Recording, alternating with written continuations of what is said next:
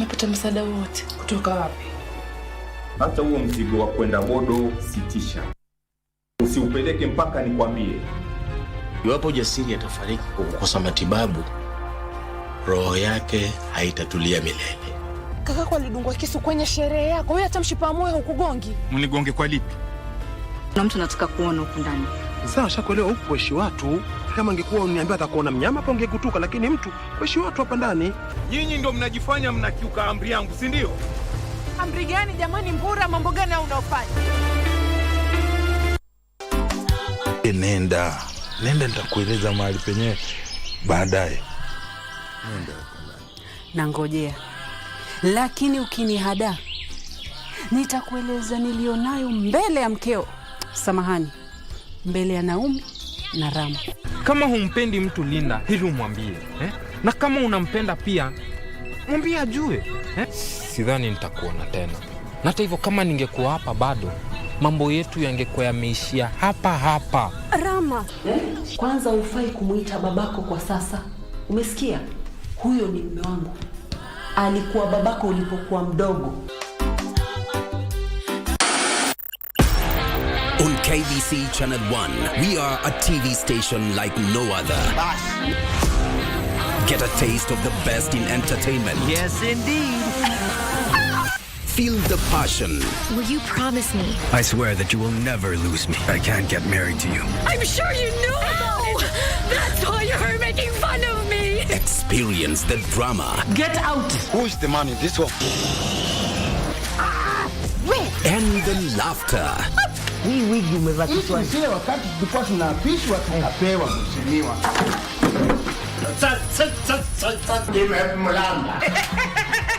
Move to the beat.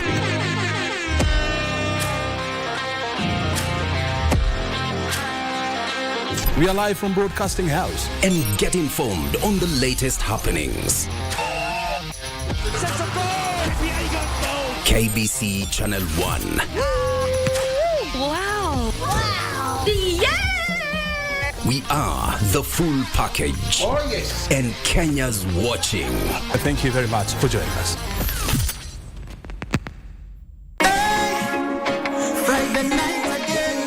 Greetings in the name of the Most High Jah Rastafari. My good name is Marley Moses, the positive warrior, alongside... Yes, sir, DJ D-Rage, the baddest. Each and every Wednesday from 10 p.m. on KBC Channel 1 TV. Tunakuletea the biggest reggae party in 254 in a yard extra. Extra niceness of reggae music. Extra dose of entertainment. When the thing is nice, we have to do it twice.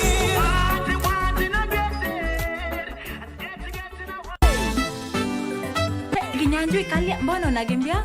Kwani umeona Costa? Hiyo Costa nini ndio mtaiona I hope you are ready for the exams. Mimi niko Lendi. Tell him to bring it on. Teacher, Mr. Macfridge, I am on my bended knees and I am very sorry. I acknowledge that you are the teacher and I am the student. I am sorry. Viva! Viva! Kinyanjui, you have a lot of explaining to do. Can you come back here? Mr. Teacher, I am learning somewhere very, very important. I will see you later.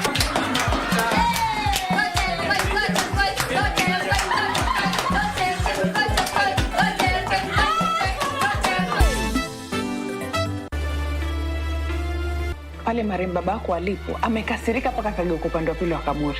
Kwa zile dhuluma unazomfanyia kakako mdogo. Na mimi sijai. Nani?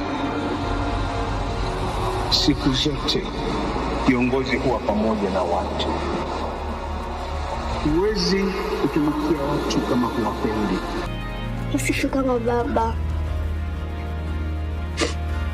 Amka Jasiri. Hamna dawa hospitalini.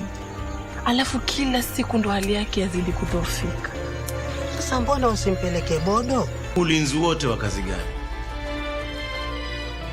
Unajilinda kutokana na uhalifu gani? Mimi nakapewa kikombe cha maji ya kunywa, maji kwa weupe yameshinda hata maziwa. Allah subhanahu wa ta'ala anawapenda wenye kutubia madhambi yao na wenye kujitwahirisha. Allah anapenda wale wenye kujisafisha kutokana na maasi na pia kujisafisha pia kutokana na ule uchafu ambao unaambatana na mazingira. Firu na nikatianga, mimi ninakataa ndio unakuja kuniwekelea hapo. Nani? Ndio uende pole pole. Wewe naona niambia naona kani wewe unauliza ama ni mama anauliza? Mama ni nani? Okay, bring it on. Mheshimiwa. Ati? When did you start to bringing money and you are not at a rally? When did you Sasa unaongea kizungu sasa. Shut up mdogo. Shut up wewe. Ni wewe unaambia. Uliza kwa hiyo miaka 6. Kuna ingine kali zaidi ya hiyo mheshimiwa. Oh, ni kuongeza ingine. Wiki hii kwenye mkulima tutamfuga konokono. Hawatofautishi kati ya snail na slug. Slug ni yule mnyama ambaye hana nyumba. Na huyo hatuzungumzi kumhusu. Tunazungumza kuhusu snail ambaye mmemwona ambaye ako na shell. Kisha tuzingatie kilimo cha ndizi. Usikose kujumuika nami siku ya Jumamosi saa 10:30 upate mseto kamili wa kilimo.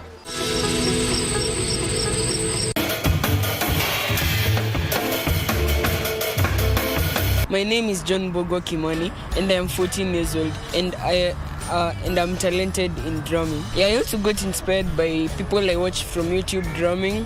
For example, Cedric Mosh and Eric Moore. I really love today's story because it is about a leopard. And you know why? Because my name means of the leopard. Hello, my name is Claire Masai. I go to Loreto Convent in Songari, and today we're going to be making some pasta. My name is Lina from Wiggles and Giggles, and I'm going to teach you how to make a playing dispenser. Ananipenda leo kuliko jana. Sauti yangu napaza, msikie hadi kule.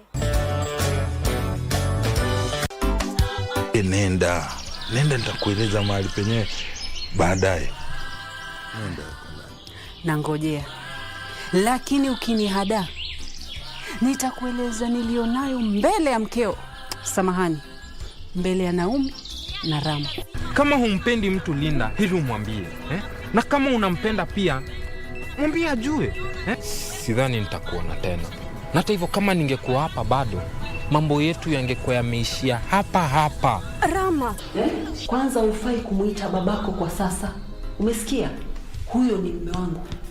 Alikuwa babako ulipokuwa mdogo.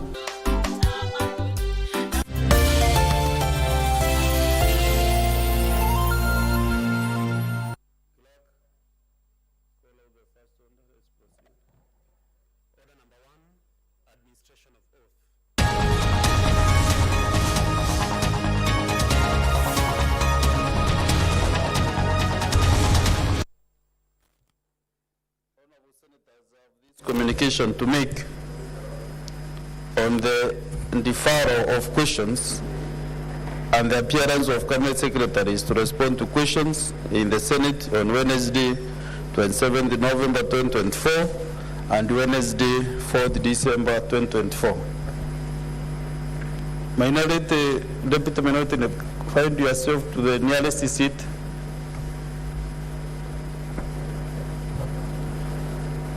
Honorable Senators, I have a communication to make relating to the decision by the Senate Business Committee, SBC, on the appearance of cabinet secretaries to respond to questions. As you are all aware, standing orders 51A, 51B, 51C, and 51D gives the framework for asking of questions to cabinet secretaries by honorable senators. Ordinarily, the questions are scheduled in the under paper for Wednesday morning sitting. However, as honorable senators are also aware, the third session is almost ending after the Senate will proceed on the long December to January recess.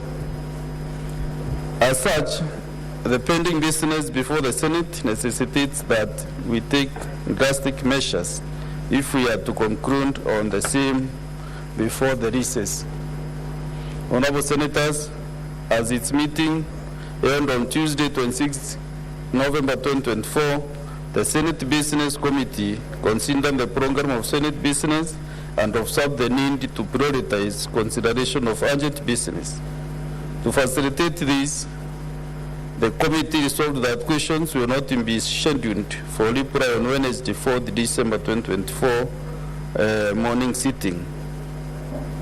Further, the committee also resolved the questions which were scheduled for reply today, Wednesday, 27th November 2024 morning sitting be deferred.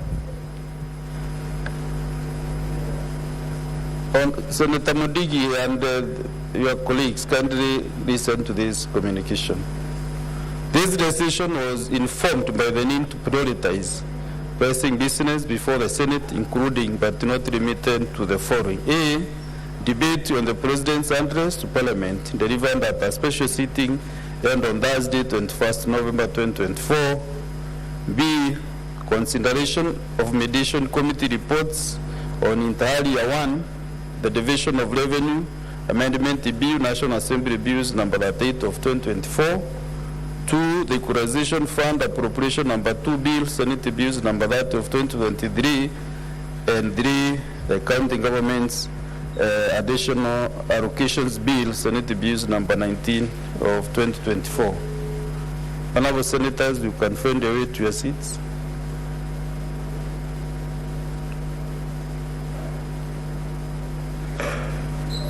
So, consideration of His Excellency the President's memorandum on the counter allocation of revenue bill, Senate bills number 25 for 2024, and D, consideration of 1, the county government's equitable share and the county government's additional allocations cash disbursement schedules. 2, motions by various select committees, more specifically the county public accounts and the county public investments and special funds committees. And 3, various bills at the second reading under the committee of the hostages. So, honorable senators, consequently, I urge honorable senators to prioritize their presence in the chamber in the coming days to ensure progress is made on the business I rated above. I also urge the respective movers of the business scheduled in the order papers for the sittings to be present in the chamber to prosecute them. The Senate majority and the minority whips are encouraged to mobilize the requisite number of county delegations for the divisions to be undertaken. I thank you. Next order. Order number 3, messages. Order number 4, petitions. Order number 5, papers.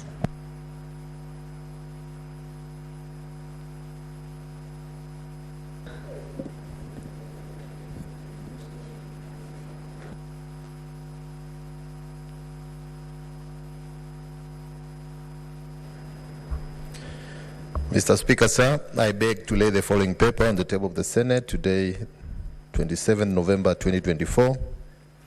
The biannual report of the Commission on Administrative Justice for the period January-June 2024.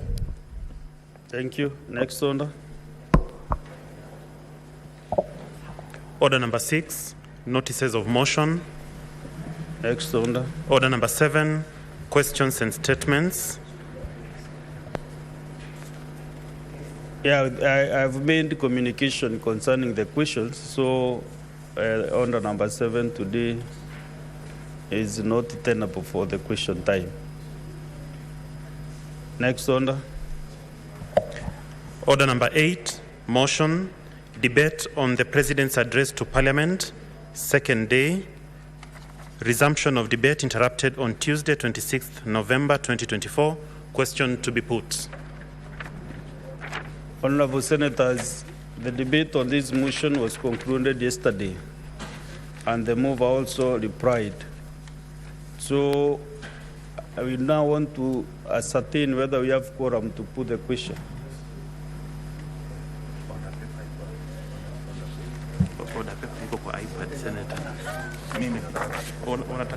Honourable members.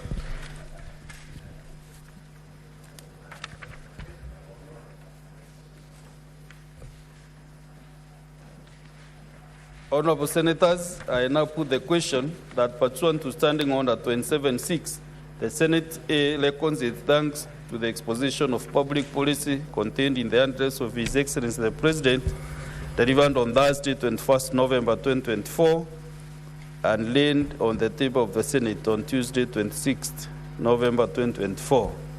And B, notes the following report submitted by His Excellency the President in fulfillment of Articles 132(1)(c), 1 and 247 of the Constitution, laid on the table of the Senate on Tuesday, 26th November 2024. 1, the 11th Annual Report 2023-2024 on the measures taken and progress achieved in the realization of national values and principles of governance. And 2, the Annual Report on the state of national security for the period 1st September 2023 to that 1st August 2024. Will as many as of that opinion say aye? Aye. Will as many as of a contrary opinion say nay? Nay. The ayes have it. Next order. Order number 9, motion, report of the Mediation Committee on the Division of Revenue Amendment Bill, National Assembly Bills number 38 of 2024.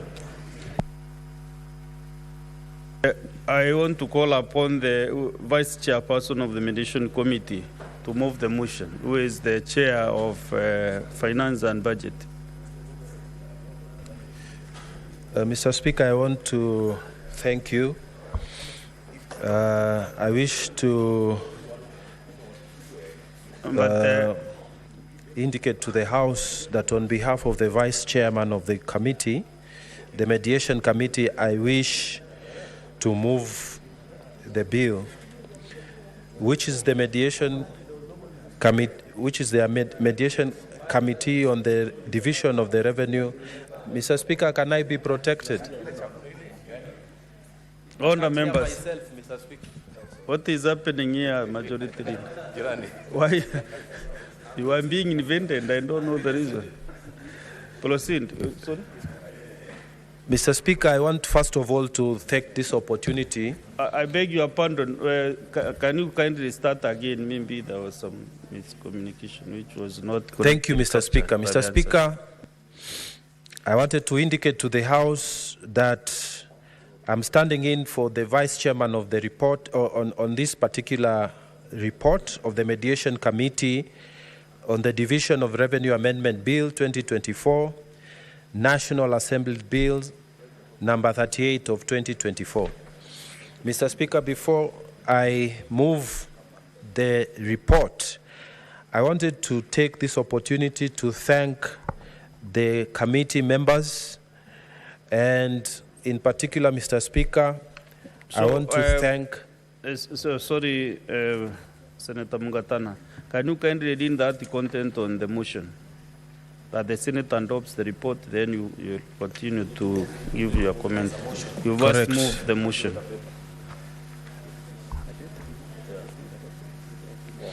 To read here. I beg to move.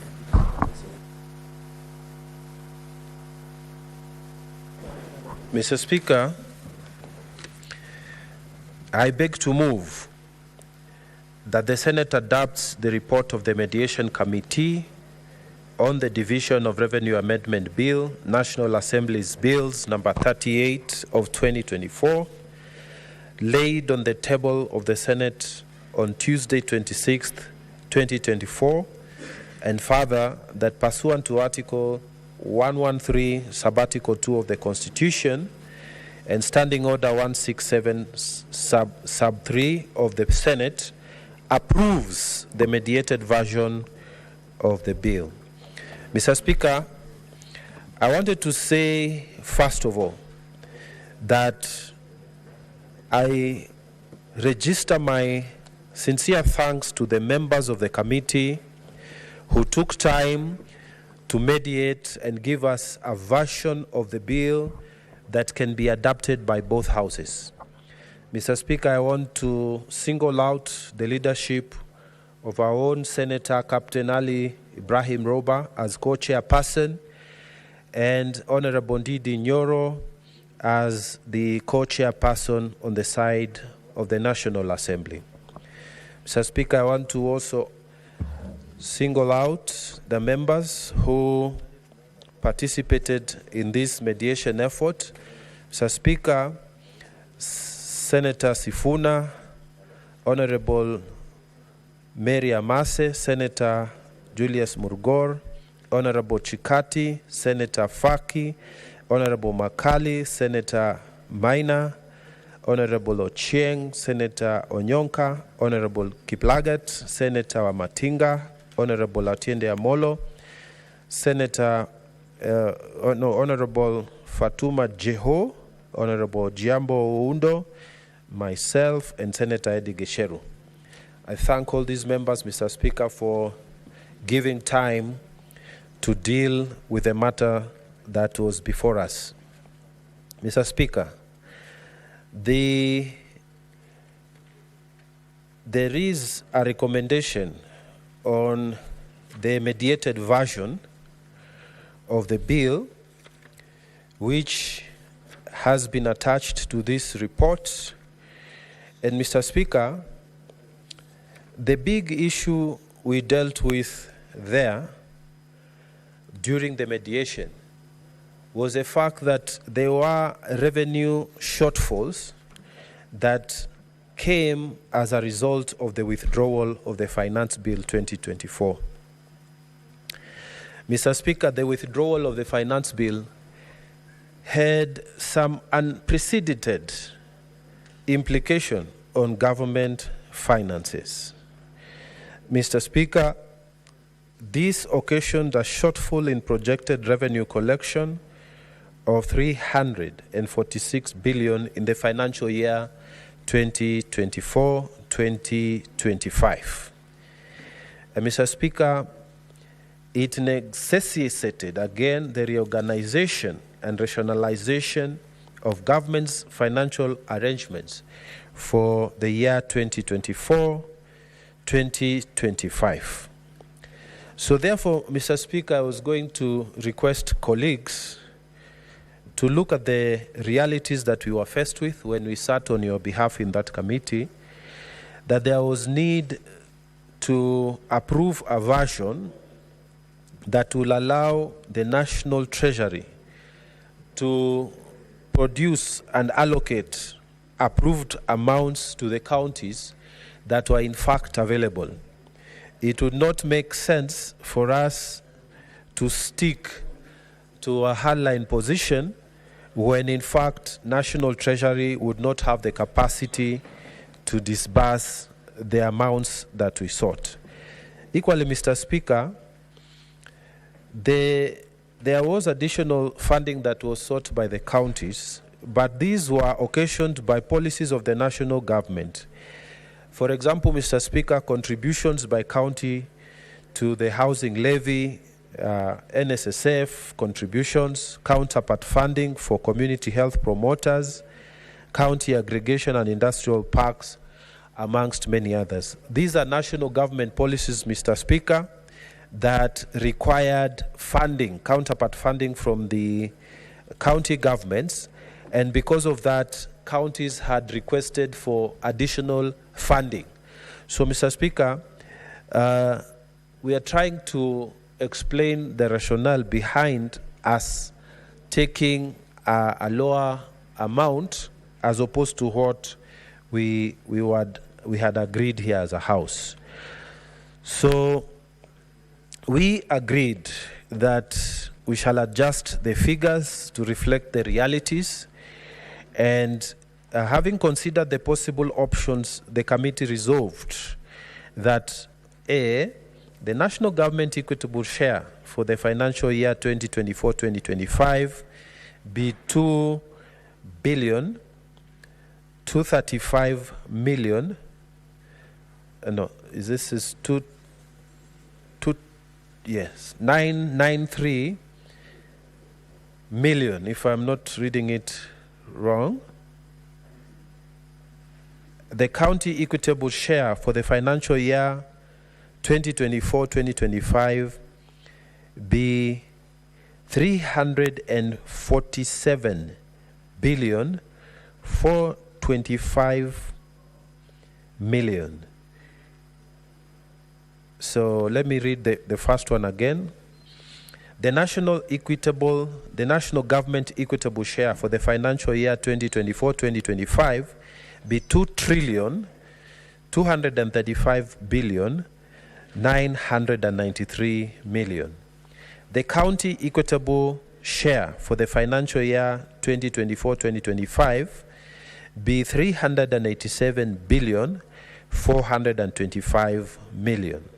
The equalization fund be 8 billion, of which 7 billion 825 million 814,725 is the constitutional 0.5%, and 147,185,275 is the contribution of arrears to the fund. Therefore, Mr. Speaker, D, clause 3 of the bill is deleted in its entirety. This implies that the section where the revenue fall, there will be shortfall within the revenues in the financial year 2024-2025 was to be shared between the two levels of government, and the capping of what to be borne by the county governments at 15% was dropped.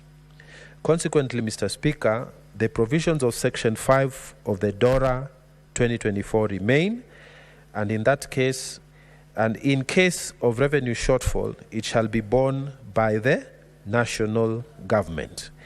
Similarly, in case of excess revenue collection, it shall accrue to the national government and may be used to reduce deficit or to defray public debt. Mr. Speaker, in short, that is the agreement. And the last thing we also said was that we wanted to encourage county governments to establish strategies and mechanisms to improve the collection of on-source revenue in order to reduce over-reliance on equitable share as a main source of funding. Mr. Speaker, I have attached the minutes of the committee. I have also attached the agreed version of the bill. And Mr. Speaker, I just want to say one thing before we close, before I move. Mr. Speaker, the team that this House sent for the mediation was a very competent team. And we were led by none other than our finance chairman, the Honorable Captain Roba. We did the best. We even had, there were those open sessions that you saw on TV, which were carried live, but there were also closed sessions, which were done out of the sight of the public, where we were given figures and taken through. We also agreed, Mr. Speaker, that this team, we listened to presentation that was saying, even if we insist on some position, Mr. Speaker, there's a possibility that Treasury in reality may not be able to disburse the amounts despite the willingness. So it could be a situation where the spirit is willing, but the body is weak. So, Mr. Speaker, I wanted to ask, I humbly beg our members to have confidence that what we did was what is good for us, because we are also being faced with the reality that if we do not have an agreed version, then our county governments are going to be stuck. We are going to grind to a halt. Whatever we are using now, whatever county governments are using is going to end by December. And Mr. Speaker, all of us who have been going to the counties, we know the problems that the counties are suffering. So if we are the protectors of these counties, and if we have been led ably by the team that is there, and we have been given the figures that Treasury was able to display to us, Mr. Speaker, I really truly urge that we support. I'm asking colleagues that you have faith that what we did was the best deal we could secure for us. And I'm asking honorable members to look at the the other threat of our own counties coming to a grinding halt. So, Mr. Speaker, with those many remarks, I also wanted to encourage that county governments, please increase your own source of revenue. We feel, again, even in that mediation committee, that we need to do more so that we can reduce the reliance on the equitable share. So, Mr. Speaker, with those many remarks, I beg to move and ask Honorable Sifuna, who was also a member of this committee, to second this motion. I thank you, Mr. Speaker. Senator Sifuna. Thank you, Honorable Speaker. Just like Senator Mungatana, I was extremely honored to be nominated by this House to represent the Senate in this mediation. In defense of devolution, Honorable Speaker, I cannot have asked for greater allies to go to war, if I might use that term, with the National Assembly on this particular issue. I want to take this opportunity to thank the chairperson of our budget committee, the Honorable Senator Captain Ali Roba, for providing very robust leadership of the Senate team. Of course, the Senator for Mombasa, Mwenye Haji Faki, and Veronica Maina, together with Richard Onyonka, Senator Matinga, who is my chair of energy, Senator Mungatana, and Senator Eddie Okech. Because it was my first time, Honorable Speaker, in a mediation such as this, I honestly would not want to be in a different team other than this one. Because when we met the members of the National Assembly, they had also sent a very strong team, and they kept reminding us at every turn that many of them were PhDs and doctors and economists like the Honorable Makali Mulu, doctor, who kept reminding us that we may be lawyers, we might see certain things, but when it comes to figures and numbers, we need to take a back seat and listen to him. So it was a very interesting exercise, Honorable Speaker. But one of the things that we could agree upon, especially as a Senate, and as I said yesterday during debate on the President's State of the Nation address, it is very easy to agree on other things once you agree on principles. And Honorable Speaker, I can be very proud of the position that this Senate took, that there are certain principles we laid on the table from the onset of this mediation. The first principle, Honorable Chair, was that counties must never in any financial year receive money less than what they received in the preceding financial year. And we were able to convince members of the National Assembly on this important principle. Number two, Honorable Speaker, because of inflationary trends and other things that crop up, including growth in annual wages, there has always to be year on year an increment in the allocation to counties, even if it be marginal in exceptional years such as this, when we do not have a finance act in place. Honorable Speaker, the third principle that we agreed upon, we were able to convince our colleagues from the National Assembly, is that the shortfalls, any shortfalls in revenue can never be borne by the county governments, because the national government has more headroom in terms of its budgeting. And the most important principle being, it is them who draw up these estimates. It is the National Treasury that comes up with these estimates, and you will remember that during that particular process, county governments have absolutely no role. So it is for them to make sure that if they project revenues and their shortfalls, that burden cannot be borne by county governments. And I believe, having agreed and set those three principles, it is going to be very easy going forward, Honorable Speaker, for us to agree on this process of division of revenue. Honorable Speaker, there was also a very interesting conversation because sometimes members of the National Assembly feel that we accuse them of not understanding the needs of the county governments and the need for them to serve the people. One of the things we agreed in this mediation was that there are no Kenyans who belong to county governments and Kenyans who belong to the national government, that all Kenyans belong to all these governments, the 47 county governments and the national government, and that in fact, your ordinary Kenyan, the people of Mathare, a voter in Mathare, does not care who comes to repair a bridge that has been damaged after a flood. They just want the bridge done. So this backpassing and blaming each other on who's supposed to get what is something that the common mwananchi does not support. They just want work to be done.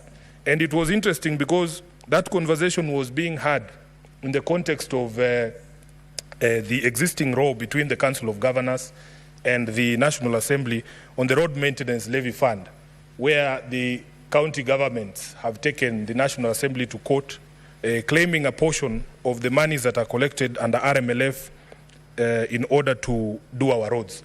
Honorable Speaker, it is an acknowledged fact that there are certain classes of roads that belong to county governments or are the responsibility of county governments. And this tussle between the National Assembly and the county governments does not help anyone. Honorable Speaker, you live in Nairobi, and you all the time remind me that your children voted for me. They are complaining, Honorable Speaker, about the state of the roads in Nairobi. Everybody is complaining about the state of the roads in Nairobi, all across. Senator Sifuna, I live in Meru, where you are. I live in Meru. By my children go to school in Nairobi and live in Nairobi. So I'm guided, Honorable. And always guide the Meru community that I live in Nairobi. Honorable Speaker, okay, we are very proud as a county because we know we host all the senators wherever they come from. And complaints have been raised about the state of the roads in all of our areas. Honorable Speaker, in Kilibani, in Hurlingham, you go to Isili, the state of the roads in Pipeline, in other areas of Nairobi is so bad. And every time you bring this question up, the governors are always going to hide behind the dispute of the RMLF. In fact, yesterday, Honorable Chair, we had the opportunity to sit with the chair of the Transport Committee of the Council of Governors, the Honorable Governor for Wajir, Ahmed Abdullahi. And you know, during the mediation, the members of the National Assembly gave us as a Senate an assignment to take a message to the Council of Governors that if it were possible for them to sit down and have a discussion and try to mediate that issue out of the courts, it would be helpful to the common Mwananchi. I want to report to the members of this House and the members of the National Assembly need to know that we did take that message to the chairperson of the Transport Committee of the Council of Governors. But he was very skeptical, I have to say this, because he has said that this is not the first time this question of the RMLF was taken to court, and the last time there was a conversation to withdraw the matter or to solve it amicably, it didn't go very well. So at least to the members of the National Assembly who sent us, who gave me that assignment to deliver the message, as a messenger, I've done my part, and I have also given you the feedback that we received from the Council of Governors. Honorable Speaker, allow me to also say that in the course of those proceedings, we in the Senate raised very serious objections about the separation of powers between the three arms of government. We want to continue to urge members of Parliament especially to remember that the law-making process and the budget-making process is a constitutional responsibility of Parliament. And we must never appear to cede that responsibility to any other arm of government, and especially not to the executive. Honorable Speaker, you will know that whenever we are handling a matter in this House, even the judiciary itself has taken a position of waiting for the process in this House to conclude before they can intervene. And when a matter is before the judiciary, we in Parliament as well don't touch it because of the sub judice rule in our own standing orders. Honorable Chair, therefore it was quite disheartening to hear pronouncements being made in the course of the mediation by members of the executive about this mediation and the figures that were viable or not viable. I want members of Parliament to remember that we swore an oath to defend the Constitution, and it is the Constitution that gives us, as Parliament, power to make legislation and power to also make the budget of this country. So that, Honorable Speaker, we should not essentially be one with the executive. In fact, sometimes I feel terrible for the leadership of the executive because they are supposed to get ideas from Parliament and to be guided as well. But if we are a House that only waits for the President to say, we go left and we go left, we go right and we go right. If today he says this House is bad, we all clap and say it's bad. If he says we are now good boys, we all stand up and clap. It's not supposed to be like that. We are doing a disservice to the head of state. And I want to encourage him. I think now he knows. I think now the head of state, Honorable Speaker. I cannot see an intervention on a point of order.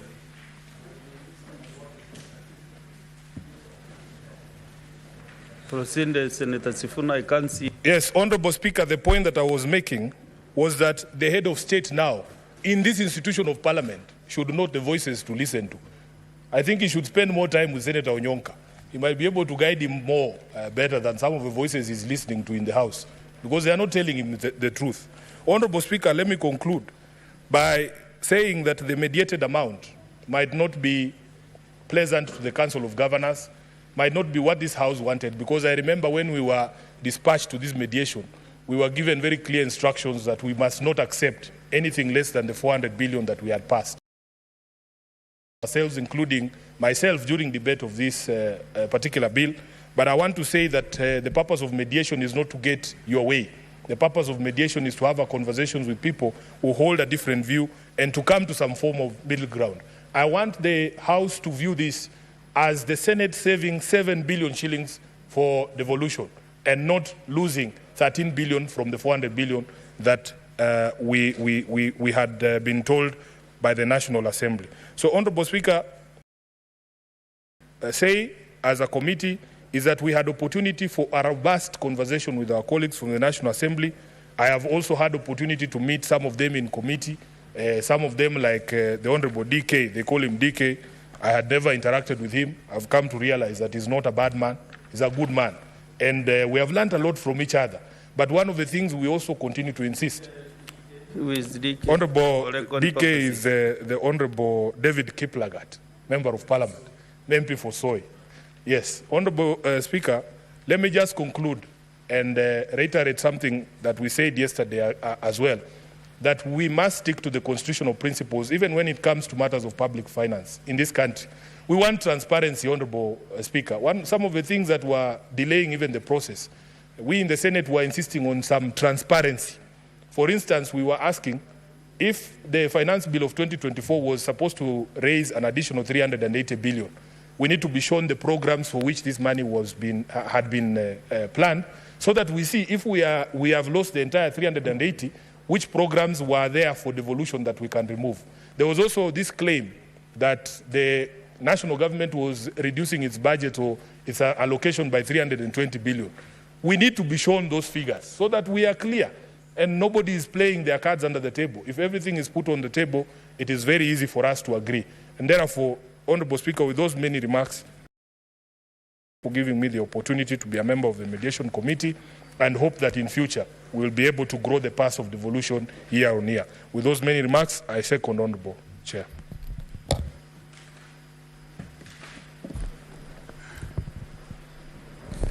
Honorable Senators, I propose the question that the Senate adopts the report of the Mediation Committee on the Division of Revenue Amendment Bill, National Assembly Bills number 38 of 2024, laid on the table of the Senate on Tuesday, 26th November 2024, and further that pursuant to Article 113, subsection 2 of the Constitution, and standing on the 167.3 of the Senate, approves the mediated version of the bill. Honorable Senators, before I open the floor to the members to contribute, I want to acknowledge the visiting delegation from the County Assembly of Kisumu. Honorable Senators, I would like to acknowledge the presence in the Speaker's Gallery this morning of a delegation from the County Assembly of Kisumu, comprising members of the Committee on Procedures and Rules and its Secretariat. The delegation is undertaking benchmarking visit in the Senate.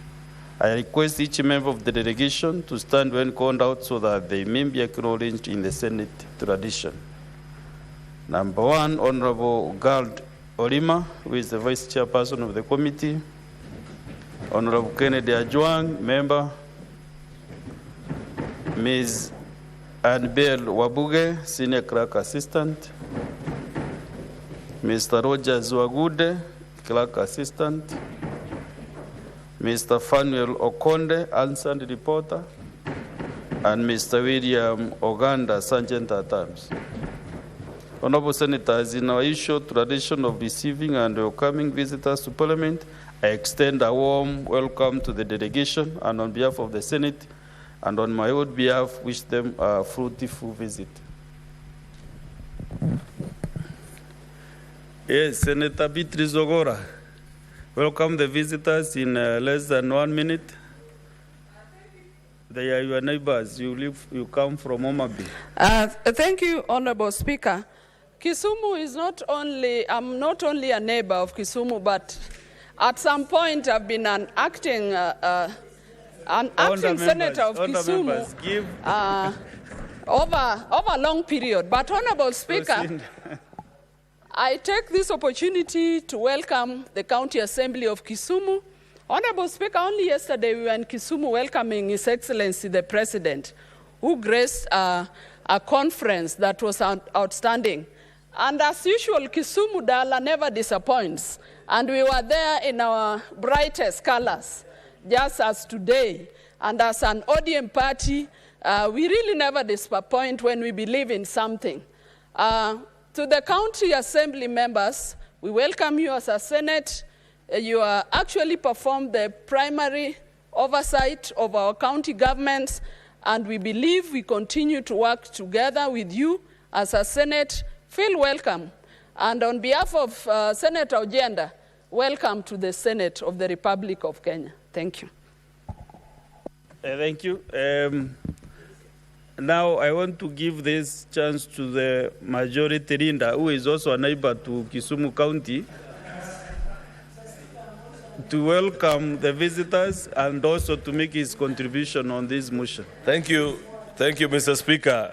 I don't know why Senator Cherargei is complaining, and the only time he goes to Kisumu is when he is arrested and is being taken to the police station. Like me, Mr. Speaker, who is in Kisumu every week. Mr. Speaker, I want to welcome our good colleagues from Kisumu County Assembly, our good neighbors. Mr. Speaker, I would have taken offense if you had not allowed me this opportunity. You know, nowadays, in these days of memes, one of the famous memes on TikTok is a young man who is in a public van, and he keeps on asking the driver, "Tumefika Kericho?" And I'm told that they can easily tell the people of Kisumu when they get to Kericho because of many other things, Mr. Speaker. Therefore, Mr. Speaker, I celebrate what the County Assembly is doing.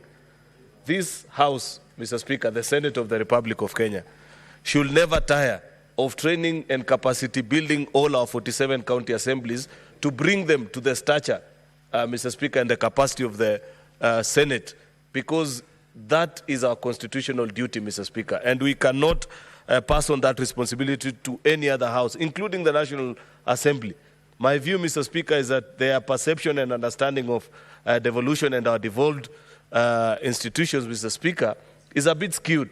And therefore, I take pride as a member of this House each time we have a visiting delegation from our county assemblies of various committees, leadership of those houses, Mr. Speaker, when they come here to learn. Because I know the competence of the staff and personnel that we have in the Senate of the Republic of Kenya, Mr. Speaker. And I know that during their time of interaction, they get to learn, not just as members, but even members of staff that accompany them. They interact from their sergeant at arms with our sergeant at arms, their members of secretariat with our members of secretariat, and members, Mr. Speaker. I wish we could do more. I'm not so much abreast with what happened in our committees, but when I used to serve in committees, Mr. Speaker, occasionally we would have members of county assemblies be allowed actually to sit with us in our committees as we transact business. The counterpart, if it is a committee on health, they'd sit with us in the committee of health of the Senate, Mr. Speaker, and interact and get to learn and appreciate how we transact our business. And there are times also that we'd learn for them on some of their better refined procedures than what we have here in the Senate. That is the architecture and the design of our Constitution, that these two institutions relate that way. Mr. Speaker, therefore, with that regard, I celebrate the visiting delegation from Kisumu. Mr. Speaker, I'd be very brief on this topic of the mediated version of the Division of Revenue. First, I want to celebrate the members of the Senate that served in this committee.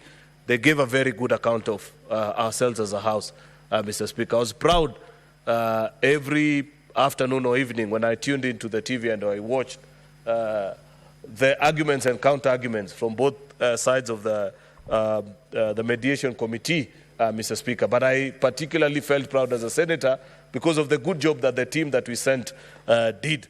Mr. Speaker, I know we would have wished for more resources, but we have to live with certain realities. And in fact, on that particular point, Mr. Speaker, I want to say that the Constitution did us in with that particular regard.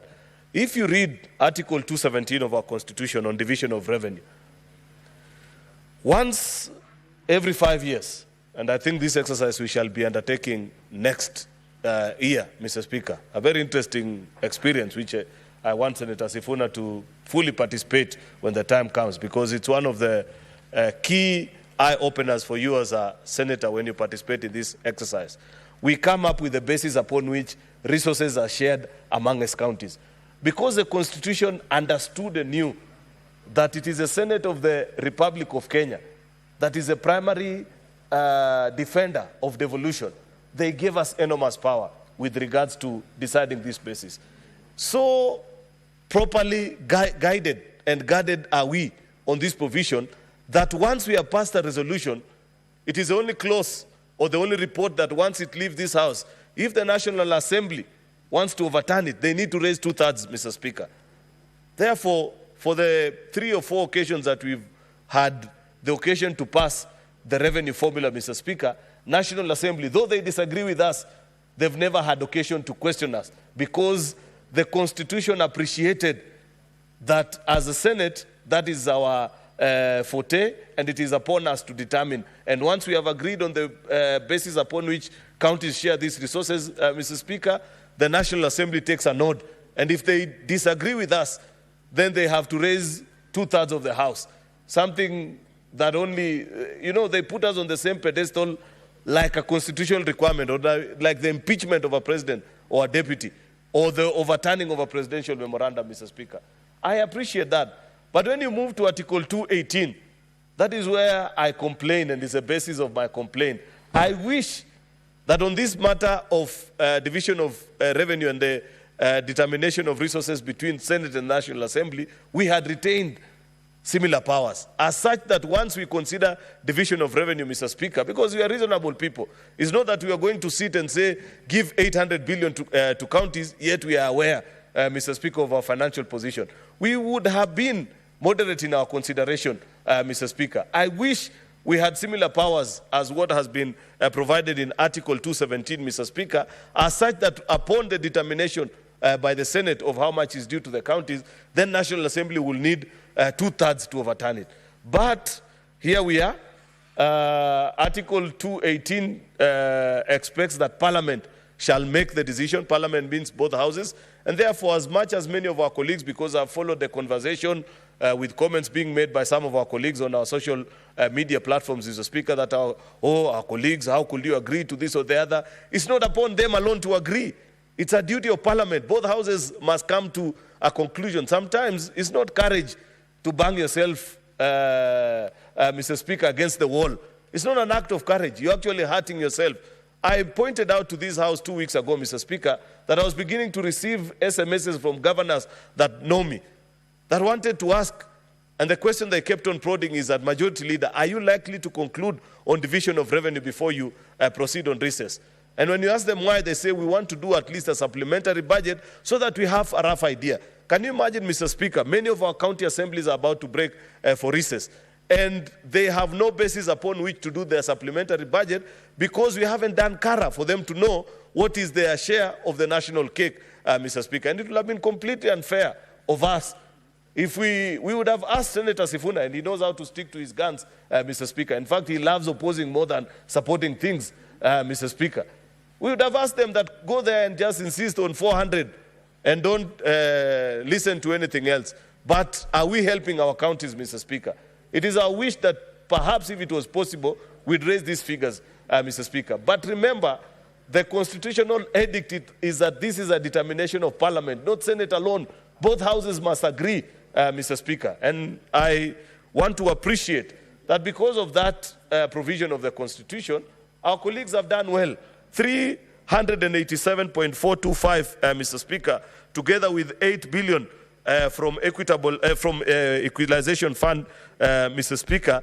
Yet we are still actually going to do further, I think, before we break on recess, the conditional allocation, Mr. Speaker. We shall still achieve on or about the intention that we set out when we began this year's division of revenue bill. Mr. Speaker, I take great comfort in the fact that I know that as a House, we put our best case forward. but we are also intelligent enough to listen to what our colleagues from the National Assembly are telling us and the realities that we have to live with. The truth of the matter, Mr. Speaker, is that our economy isn't doing so well. We are under a debt distress situation where 70% of the resources that we are collecting, Mr. Speaker, unfortunately, do not leave Harambee Avenue.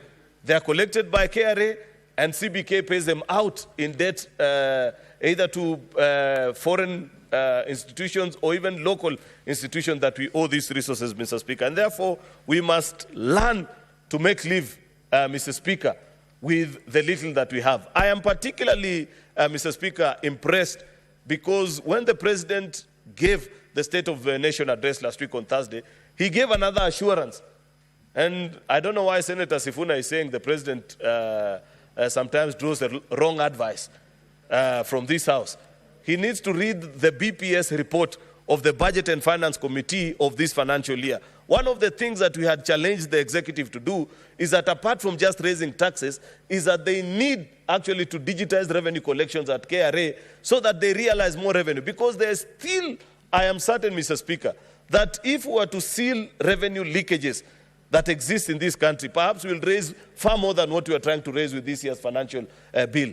That was a finding of this Senate, Mr. Speaker, and I am impressed that the President gave a commitment to both houses of Parliament when he addressed us last week, that they are in the final stages of digitizing our revenue collection mechanism and to reduce on wastage, Mr. Speaker, so that we have more money to share with our counties and development can be realized, Mr. Speaker. Therefore, I want to celebrate and appreciate the good work that our committee has done.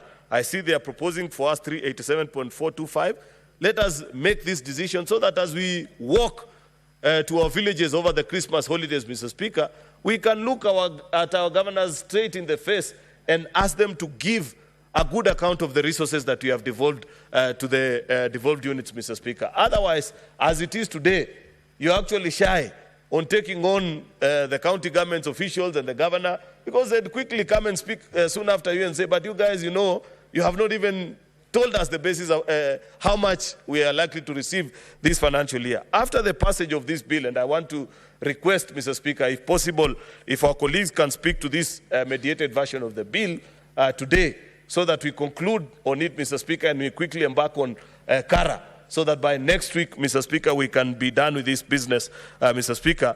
We can retreat actually to the villages, you know, with our chest held high, knowing that now we have done our duty, our national duty, Mr. Speaker, and citizens can expect services from us. Therefore, Mr. Speaker, I celebrate their industry. I don't want to speak long on many of the things that we addressed. Remember, this is a mediated version. Mr. Speaker, we had said what we need to say about what we expect of our county governments. I would therefore wish to end my contribution at that particular point, Mr. Speaker, and celebrate the colleagues that took time. I urge colleagues that let us quickly dispense off with this matter, appreciate the work that our colleagues have put in, and move on to other things. I thank you, Mr. Speaker.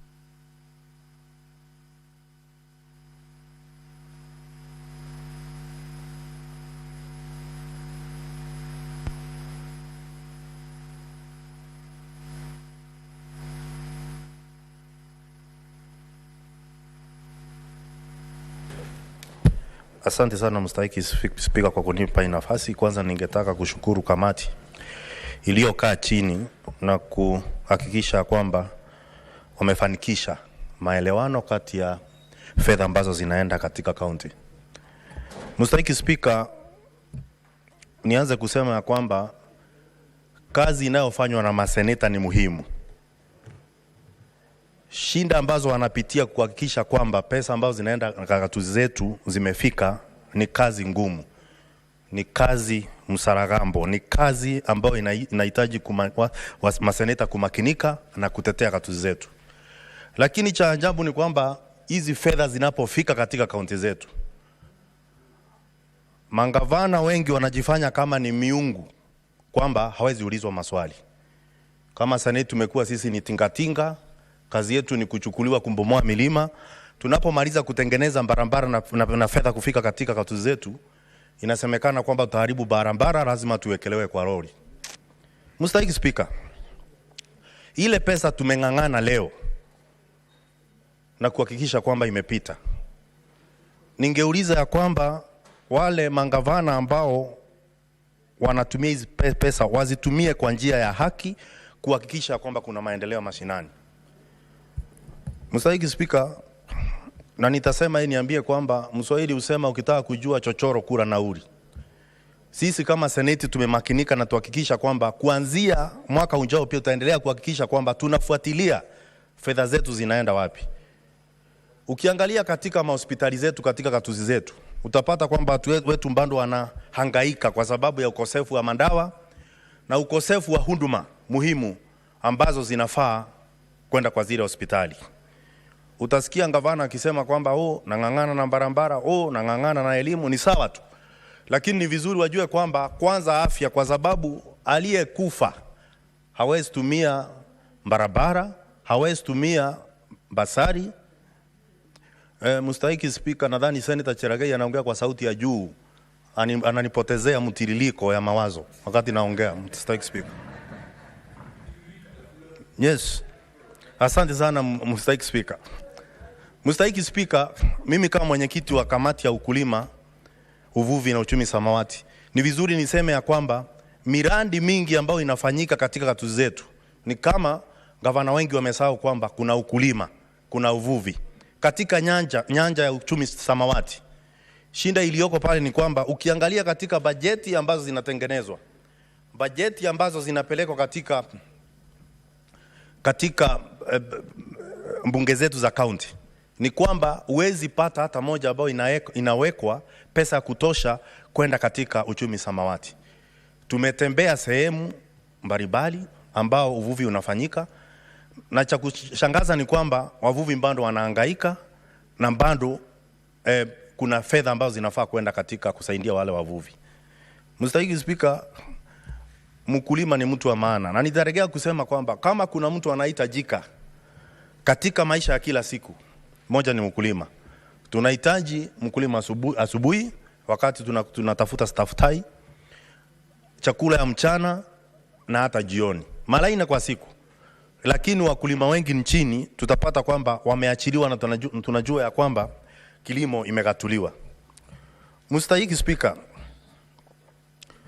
kwa miaka yangu ya awali hapo nimekuwa mwakilishi wandi katika gatuzi la Kirinyaga na nikakuwa kiongozi wa wengi katika mbunge la Kirinyaga. Gavana wangu ni yule gavana aliyopo leo, na tangu leo utapata ya kwamba zile fedha ambazo zimewekwa hususan kwenda katika wandi, kwa sababu wandi ndio kisehemu kidogo sana cha ugatuzi, kwamba unapata kwamba wambunge katika Kirinyaga bado wanang'ang'ania miradi ambao wamepeana kupitia kwa mangavana kuweza kutekelezwa. Unapata kwamba wanapoongea wanakuwa ni maadui wa gavana.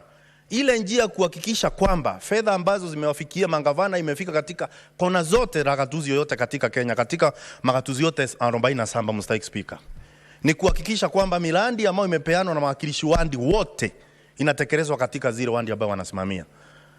Na hiyo si lazima ifanyike kwamba, kwa sababu uongozi si mapenzi.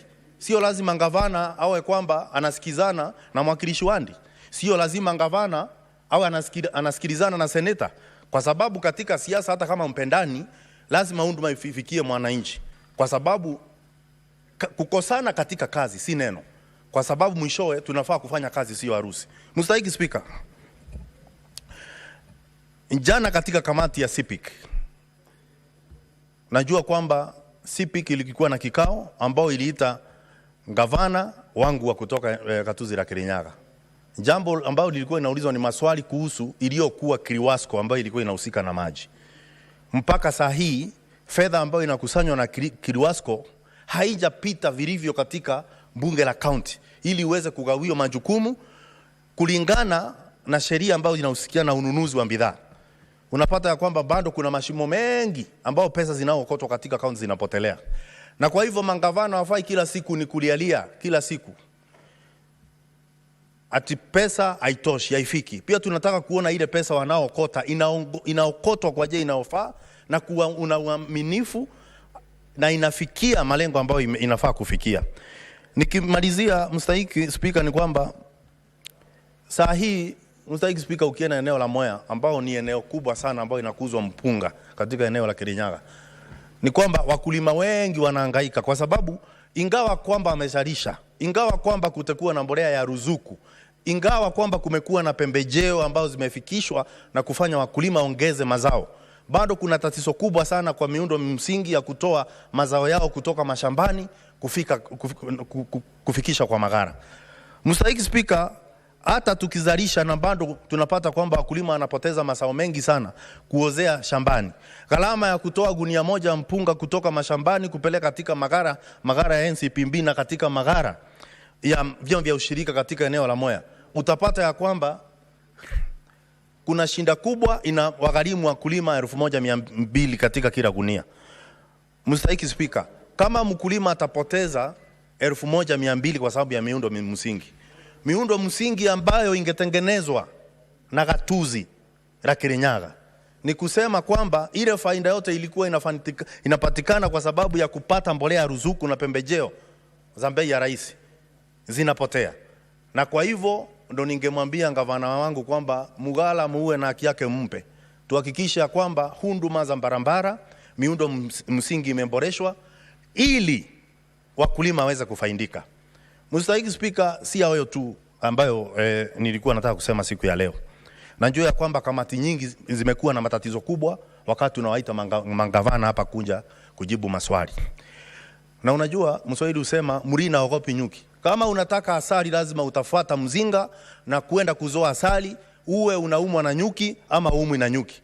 Unapoomba kiti ya gavana lazima uwe tayari kukaa chini na wale ambao wanaangalia kama kazi inafanyika katika kaduzi. Lazima uwe tayari kukaa chini na kujibu maswali kwa wale wakilishi wadi ambao wamechaguliwa. Lazima kuwe na heshima kuhakikisha kwamba kila jambo ambalo unafanya unawajibika. Na nitakuwa nikalidi wa akili kama sitasema ya kwamba kumekuwa na madharau si hamba kutoka kwa magavana, kwa wakilishi wadi na maseneta ambao waliochaguliwa. Na ni vizuri tuseme ya kwamba itafika siku ambao tunafaa kuwa na kikao. Kazi yetu sio kubeba mzigo mkubwa, na wakati tunauliza maswali wanatuambia mzigo uko kichwani, kwa pani jasho la kutokeani. Lazima wajibike kwa kujibu maswali na kufanya kazi ambayo wamepewa kufanya, na wasiwe tu kazi yao ni kutupatia kazi ya kutafutia pesa lakini wataki kujibu maswali. Asante sana Mstahiki Spika.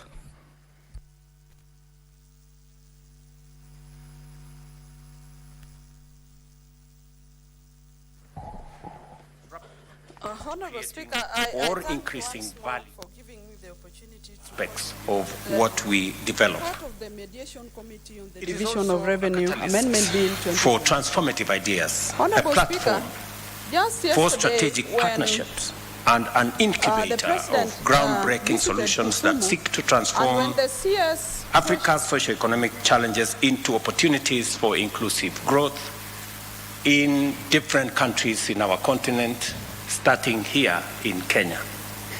I commend the Ministry for Youth Affairs, Creative Economy and Sports, the Kenya National Innovation Agency, and their partners for organizing this exceptional event year after year. Their consistency and determination have established Kenya Innovation Week as a globally recognized platform for collaboration and ambition in just 4 years. It has also effectively showcased Kenya's innovation ecosystem as a critical driver of the Africa Union's Agenda 2063, proving that innovation is the vehicle to overcome challenges and achieve inclusive prosperity on a Pan-African scale. Every day, we must confront the stark fact that unemployment remains a pressing issue in Kenya and in many African countries. The shape of the crisis is undeniably here, with between 500,000 and 800,000 young people entering the job market every year. Creating sustainable enterprises which can generate quality jobs is therefore a very critical imperative. Innovation can no longer be a discretionary consideration. Rather, it is now an indispensable component of efforts to promote inclusive growth and uplift the well-being of the majority of our citizens. It is through initiatives like the Silicon Savannah and Kenya Innovation Week that we refocus our dedication to leverage technology and innovation to create opportunities bridge the yawning gap of economic inequality, and drive our nations to prosperity. The theme of this forum resonates strongly with the radical vision of the Africa Continental Free Trade Area as a transformative framework aimed at increasing Africa's incomes by $450 billion by 2035 and boosting intra-Africa trade by over 81%. Through active promotion of collaborations and the facilitation of idea exchange, Kenya is making a significant contribution to Africa's economic transformation. Over the past year, Kenya has made remarkable progress in implementing the 10-year Innovation Master Plan, as was presented to us by Mr. Omwanza there. Initiatives like the Research to Commercialization Accelerator have supported 18 enterprises and raised over 100 million Kenya shillings. Likewise, the Kenya Network of Entrepreneurial Institutions has empowered university leaders to drive entrepreneurial transformation. These are remarkable milestones which highlight the strength of our innovation ecosystem in delivering tangible results. Our commitment to collaboration at the Pan-African and international level is also evident in such initiatives as the Kenya-India Innovation Nexus and the Africa Innovation Agencies Network.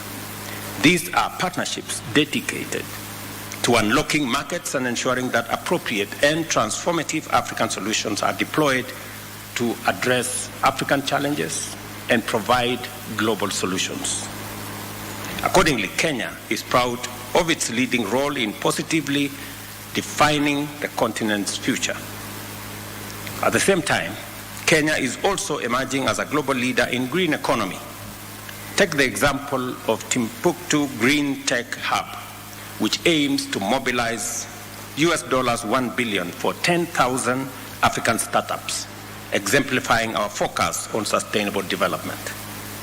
It is through investments like this that we shall manage to create jobs, advance climate solutions, and position Kenya as a hub for green innovation.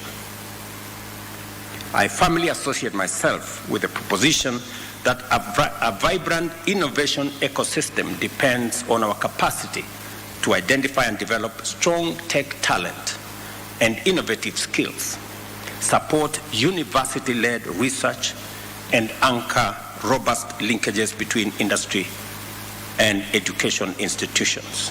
For this reason, we have committed to expand the provision of entrepreneurial training, enhance support for university spin-offs, and strengthen institutional frameworks like the Startup Bill and the National Intellectual Property Policy. I'm very happy that the Minister has spoken to both issues, and it is very interesting that this space is growing rapidly. Last year, we had the Commonwealth Week that joined us. This year, we have expanding it to different African countries. And I want to confirm that my commitment to this endeavor, from the first time I attended the Innovation Week in 2022, immediately I took over office, I can see with clarity where this is going. Government of Kenya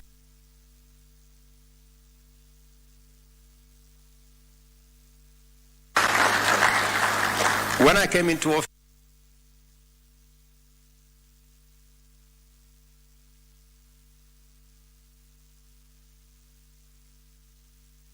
to 120 million. The agency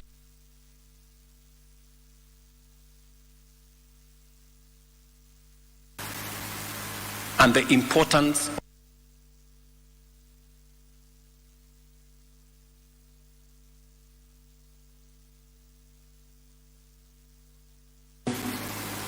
startup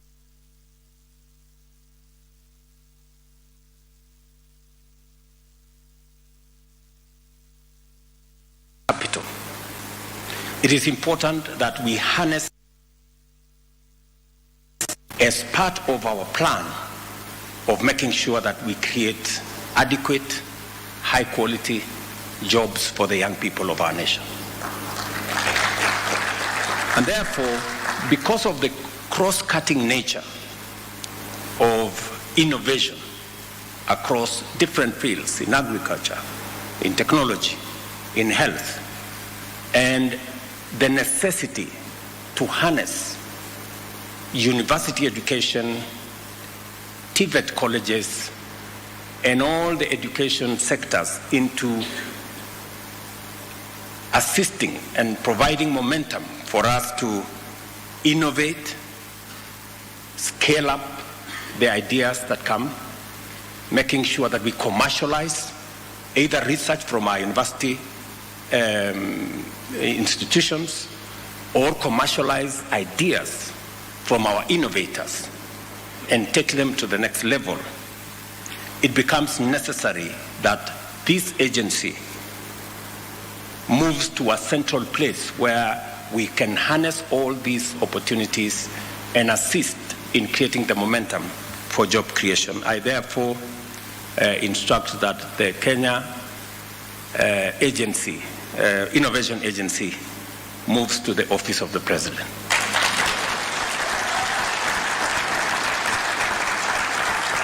And secondly, because I have also seen how this can also assist us in dealing with the challenge of unemployment, because it is easy for us to glorify unemployment. It is easy for leaders to stand on podia and talk about our unemployment numbers. But it takes concrete decisions and policy frameworks to create jobs. It is the reason why we have taken deliberate, intentional decisions on how we are going to create jobs, whether it is in our housing plan, whether it is in our digital jobs plan, whether it is in our export labor plan, whether it is in our special economic zone and county integration and industrial parks plan in manufacturing, and now in this space of innovation and startups and research. We will expand opportunities in this space. It therefore becomes necessary for us to do an additional two very important things: to provide a sustainable budget for this institution. And I'm happy we have Chair Alice Nganga. Please, going into the future, we must have a clear, determinate budget. And I'm going to be proposing to Parliament 500 million for Kenya Innovation Agency and $1 billion shillings for startup fund, so that we can be able to provide the resources to de-risk some of the venture capital that is coming into Kenya. And we can then be able to move more, because at the moment we are unable to move as many ideas into commercialization because of the limited resources that are available in that space. I know we are using the competition around the presidential challenge to support startups, but I think we should be able to move more ideas into practical, because they offer practical solutions to some of the challenges that we have, whether it is in matters health, whether it is in matters agriculture, or in matters security. We should be able to move more of those ideas. And the wealth of knowledge, creativity, and innovation in the young people of Kenya is demonstrable. If you go out, what they are doing from TVETs, from universities, from different other institutions, it is clear that we have a wealth of talent And because the future is going to be tech, and the future is going to be urban, and the future is going to be technology-led, it is an appropriate place for us to invest now. I've just got a report that 3 Kenyan university students from Masinde Muliro who have participated and won awards in the Intercontinental High Technology Innovation Championships at St. Petersburg in Russia. And the awards they won are global awards, demonstrating that we have what it takes. I must commend Masinde Muliro for this achievement. Congratulations. And I'm told they won awards in the medical digital transfer technology field, an innovation in engineering technology, and one in network and systems administration. This is just a glimpse of the wealth and the pool of creativity and innovation that is available coming from our university. And therefore, becomes necessary that we nurture and we build an ecosystem that supports this. And it is the reason why I have been following this innovation space very keenly from 2022. And I want to promise Omwanza here asked us to raise up our hands, those who will support him. I am one of them, Mr. Omwanza. So.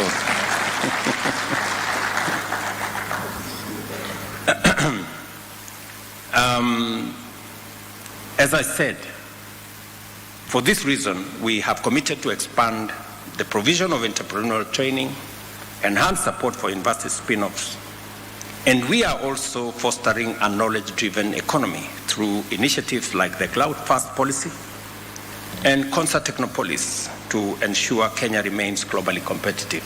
On Monday, between France, the University of Nairobi, and Concert Technopolis, we again launched a 35 million euro program that is going to establish a science park at the University of Nairobi. Again, to tap into space that will create more innovation, provide more opportunities for young people to participate in contributing their ideas into solving real and present challenges that we face, as we also grow opportunities for jobs and for startups and for business. And as we all know, once upon a time, M-Pesa was an idea. Today, it is the largest mobile transfer ecosystem in our continent and maybe globally.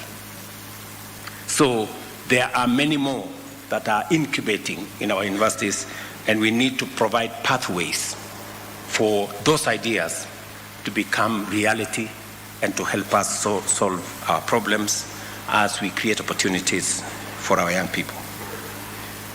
Let me also confirm that the Presidential Innovation Challenge signifies the strength of our commitment to empower young innovators. Last year, for example, 30 awardees created more than 300 jobs in 8 months. Tuwapige makofi jameni. When I met them, they looked like very simple people, but they are amazing in what they can achieve. Building on that promising achievement, this year's challenge has been enhanced to include categories of youth, startups, students, and researchers, while its response fund has been doubled to adequately cover increased requirement for mentorship and for funding. Through these decisive measures, we are working hard to steadily improve our rankings in the Global Innovation Index. As we do so, I call on all stakeholders, those in government, private sector, higher education, and development partners, to remain steadfast in collaboration and intensify efforts to promote innovation.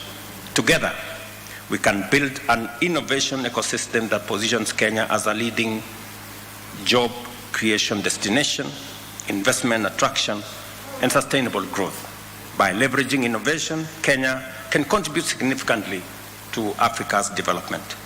This is precisely what the Kenya Innovation Week is intended to achieve, in addition to being a forum to showcase achievement and ambition. It is also a platform for us to forge collaborations that will accelerate the conversion of ideas into value. Let us commit together to reimagine Africa's future and build a legacy of innovation, inclusion, and opportunity. I want to wish you a great week ahead as you participate in the different workshops and summits and boot camps, and take this opportunity to declare the Kenya Innovation Week official. God bless you.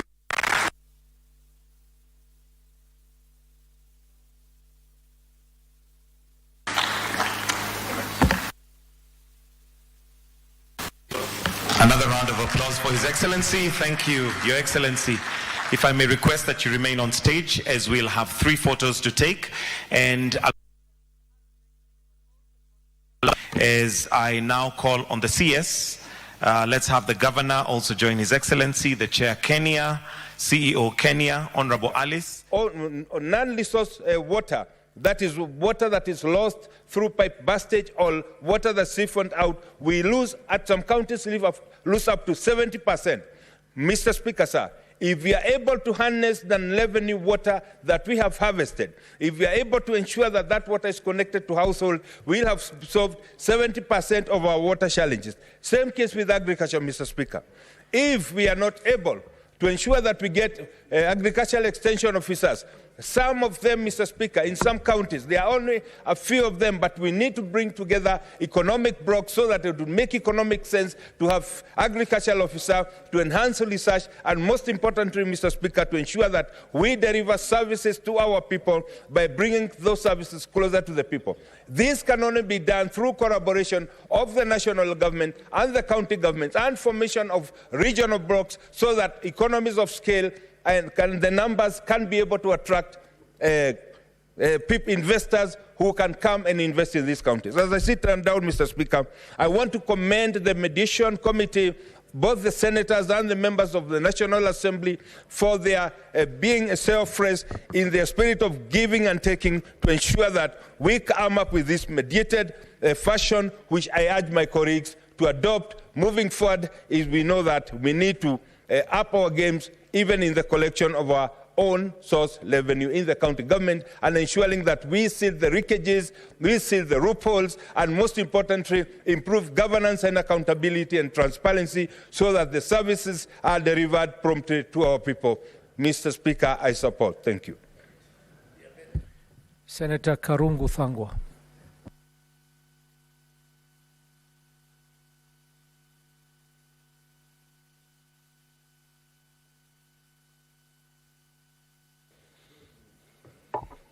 Thank you very much, Mr. Speaker. So that from the onset, I can say that I don't agree with this report. Because, Mr. Speaker, as you are aware, this House approved 400 billion to go to the counties. I don't know whether I'm audible, Mr. Speaker. Or maybe I can move closer to you. We can Thangwa.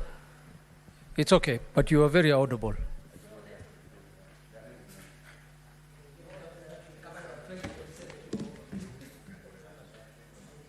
Thank you very much, Mr. Speaker, for the opportunity, and the opportunity to say that I do not support this mediation report, because, Mr. Speaker, as you are aware, this House approved 400 billion to go to the counties, but the National Assembly, which is never mandated to take care of the interest of the counties, reduced that amount by 20 billion. Mr. Speaker, the committee sat, the mediation committee, and they all agreed on 387 billion. That is cutting short 13 billion to the counties, Mr. Speaker. Mr. Speaker, I'm going to give my reasons, borrowing heavily from the presidential State of the Nation speech at the National Assembly. Mr. Speaker, the President said on paragraph 18, Mr. Speaker, if I can read for you, the President said tax revenues have grown by 11.5% in the year to June 2024, reflecting the success of our tax-based expansion measures. The economy continues to grow steadily, recording a 5.6% growth rate in 2023, among the highest globally. We project 5% growth this year and 5.6% in 2025.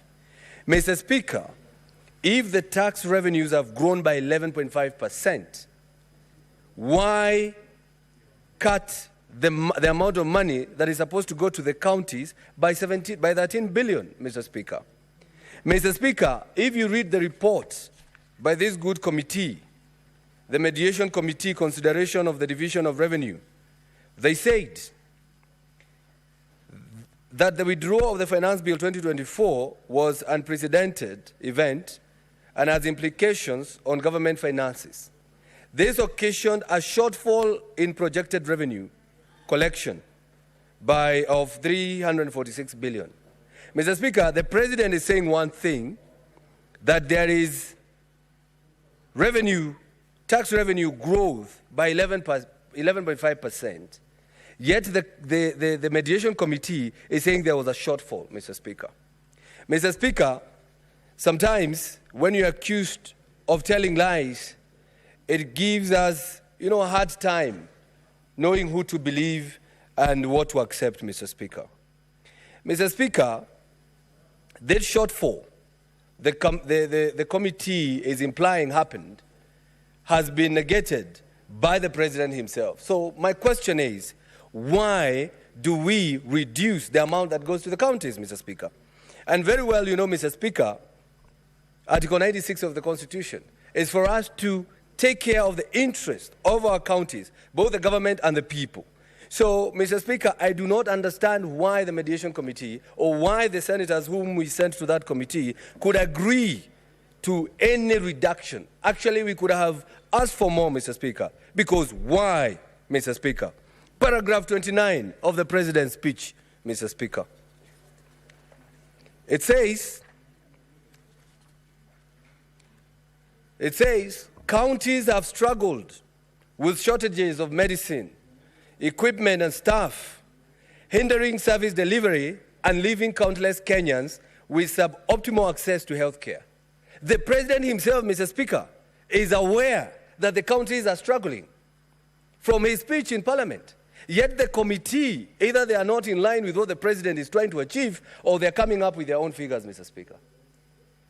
The President goes on by saying, Mr. Speaker, on that paragraph 29, it would have been easy for me to step back and leave this responsibility to counties alone. But that would have been a disservice to Kenyans and a betrayal of our Constitution. Mr. Speaker, the President is aware that there is shortage and he cannot sit back and leave the responsibility to the counties alone. Mr. Speaker, then why would a committee of this House reduce the budget or the money that goes to the counties, yet it has been made aware that there is struggles, there are shortages, there is all that by the President himself in the counties, Mr. Speaker. So that's why I would not at any moment, support this... Senator Mundingi, what's your point of order? Nifahamishe rafiki wangu Senator wa Kiambu, Mr. Karungu Adhangwa, mambo ya kutanja rais wa Kenya. Shinda ya mediation haikuwa na rais wa Kenya.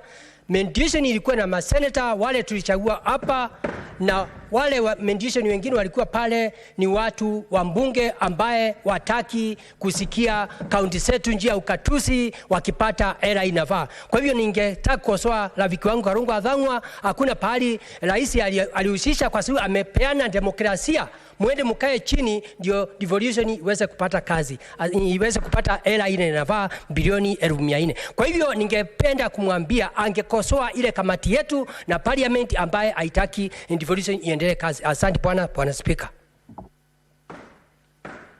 Mr. Speaker, maybe it is my English that the senator is not understanding what I'm trying to say, but I can simplify for him to understand.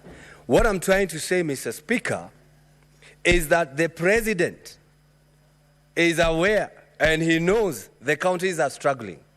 The president wants to help the counties. But the committee that has been mandated, Mr. Speaker, I wish you would protect me. I wish you would protect me, Mr. Bwana Speaker. Masayo, nini hoja yako ya nidhamu?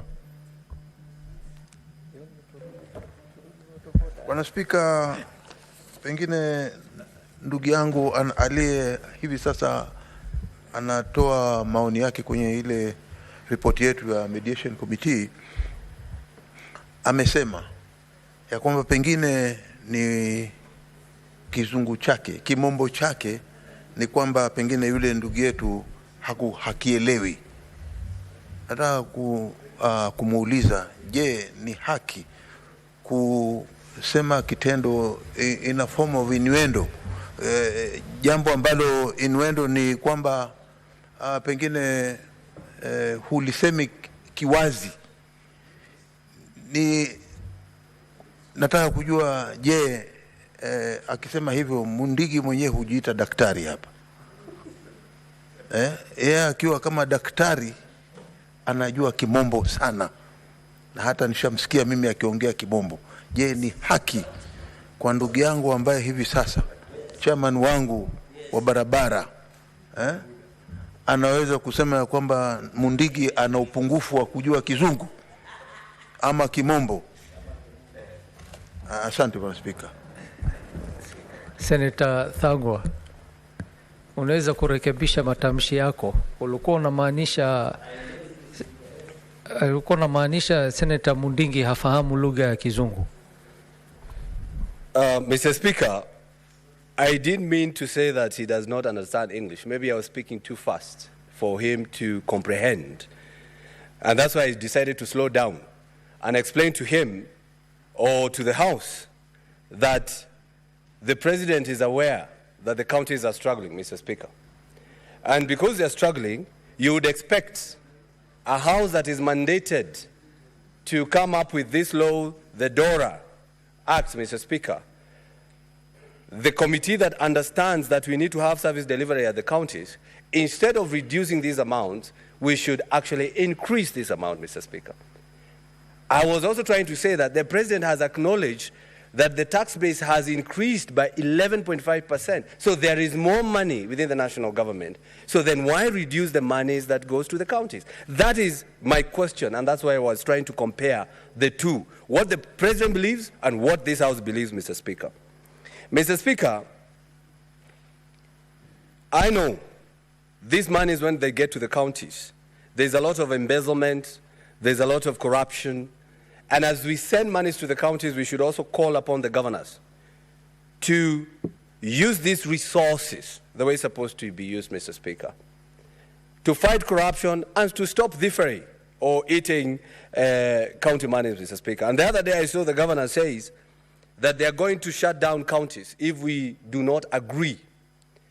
And you know, Mr. Speaker, you do not threaten a person who is out there trying to assist the counties to get what they're supposed to get. So when you say, if you do not agree very fast, we are going to shut down counties, are you trying to tell us? And I think that's why these members of this committee agreed to reduce to the reduction of the 13 billion, Mr. Speaker, because now the county governors, they are threatening they are going to shut down, and probably this committee decided, okay, instead of you shutting down, let me give you less money, Mr. Speaker.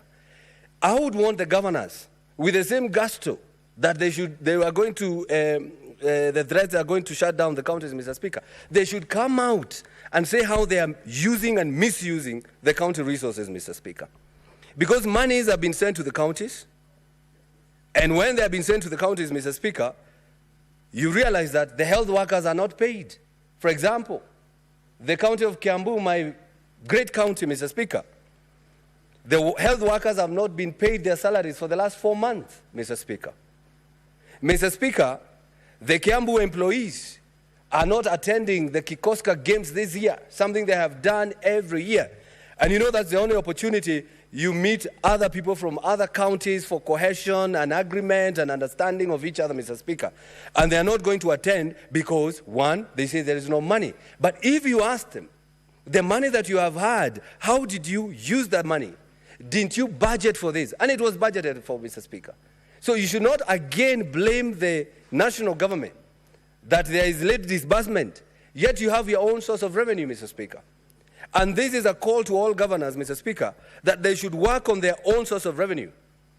And working on own source of revenue does not mean increasing the taxes or the levies, Mr. Speaker. It is just broadening the collection of it. And this can only be done through digitization, Mr. Speaker. And I'm comparing the President's speech from my contribution, Mr. Speaker, because if you read paragraph 66 of the President, actually I'm supporting some of his pronouncement, Mr. Speaker.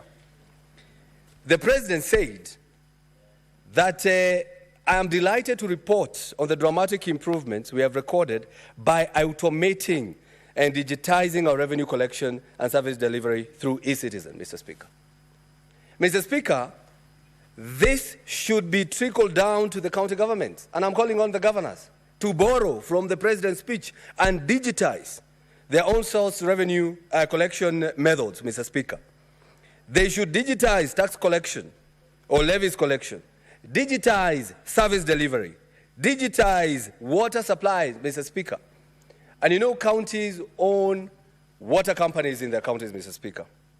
And since I'm in one of committees that scrutinize these reports, the audit reports about water companies, Mr. Speaker, we have realized counties are losing a lot of water through the non-revenue water, Mr. Speaker, through leakages, stealing of water, no meters, and all that, Mr. Speaker.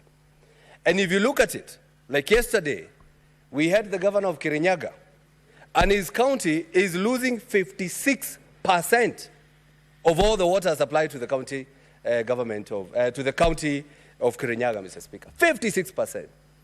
And when you ask them, they say the pipes are old, we don't have meters, the people are stealing water. Mr. Speaker, if we digitize, even have smart meters, Mr. Speaker, this can really help the service delivery if we digitize, Mr. Speaker. Mr. Speaker, I know counties need money, and it is upon this House to scrutinize how the governors are using these monies, Mr. Speaker. The other day, and we saw it yesterday in the news, that the national government, through the Ministry of Water, they are forming a task force to fight rats menace, snail menace, and birds menace in Mwea, Mr. Speaker. Though it might sound funny, this is a huge problem in Mwea, Mr. Speaker. The people of Mwea are suffering because their rice is being eaten by the birds, called quelea birds, the snails, and of course the rats, Mr. Speaker. But when you ask them, and I've talked to the senator of Kirinyaga, and he has given me more information, by telling me that one red-billed quelea bird can eat 80 grams of rice every day. If you multiply that by a year, Mr. Speaker, that's about 215 tons of rice. So the Mwea people, if you convert that to money, they lose 32 million Kenya shillings every year, Mr. Speaker. But when you ask the national government or the county government, they are forming a task force. You know, this government of ours, Mr. Speaker, they like meetings. They even form a meeting to discuss whether they should have a meeting, Mr. Speaker. What I'm trying to say is, Mr. Speaker, how to fight this menace in Mwea is to give counties more resources But again, I've been told here by the Senator of Kirinyaga that the county government of Kirinyaga has never budgeted for these monies, has never put money to try to reduce these red-billed quelea birds that are eating the rice, Mr. Speaker. And when you do a little bit of research, how do you repel or keep away these birds, Mr. Speaker? Is by using some ultrasonic repellers, Mr. Speaker. It is a small gadget that makes some sound or emits some sound waves that the human cannot hear, but the birds will hear, and it will disturb them, and they will run away. And such a gadget, Mr. Speaker, is going for 3,000 Kenya shillings. And the county government cannot see it fit to budget for such a gadget, Mr. Speaker. Mr. Speaker, we have known even from our high school, of our primary school times, that we have scarecrows, Mr. Speaker. And I know maybe these birds and these rats that are used to the scarecrow, but in this time of technology, the county government should at least even give them drones, Mr. Speaker. The drones that are also emitting the predator's sounds so that the birds can feel like a predator is on the way, Mr. Speaker. So what I'm trying to say, Mr. Speaker, is that we shouldn't reduce the amount of money that goes to the counties, and again now ask the governors to prudently use those resources as per the budget estimates, as per the budgeting processes, and also as per the people's priorities, Mr. Speaker. Mr. Speaker, I know I'm talking about Mwea, but probably this is not the only problem in Mwea or the rice fields, Mr. Speaker. Maybe in Bura, Ahero, North Kano, or even Lower Kuja in Migori, Mr. Speaker, maybe they're also having these problems. And when the government says it's going to form a task force to catch a rat, Mr. Speaker, you ask yourself, don't we have the people who are mandated to deal with these issues instantly? Must you form a task force to go and discuss the rats, or the birds, or the snails, or even how to kill them, Mr. Speaker, yet they already know how? All I'm trying to say is that money should be used well to the intended purposes, and I oppose this report, Mr. Speaker. We need to give counties more money so that we can be able, as a Senate, use our channels and committees to check on how these monies are used at the counties, Mr. Speaker. So I oppose this report. Thank you. Senator Stuart Mazayo.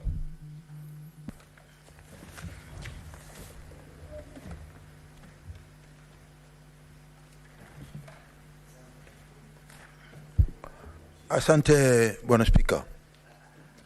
Bwana Spika, cha kwanza nataka kutoa kongole kwa wale maseneta wetu, hususan katika bunge la Senate, kwa sababu haya yalikuwa ni majadiliano kulingana na vile ambavyo tulikuwa hatujaelewana na ugavi huu wa pesa zinazokwenda katika serikali zetu za mashinani. Bwana Spika, tunaona kwamba wale majabali wetu ambao walikuwa katika hii kamati, ukiniruhusu Bwana Spika,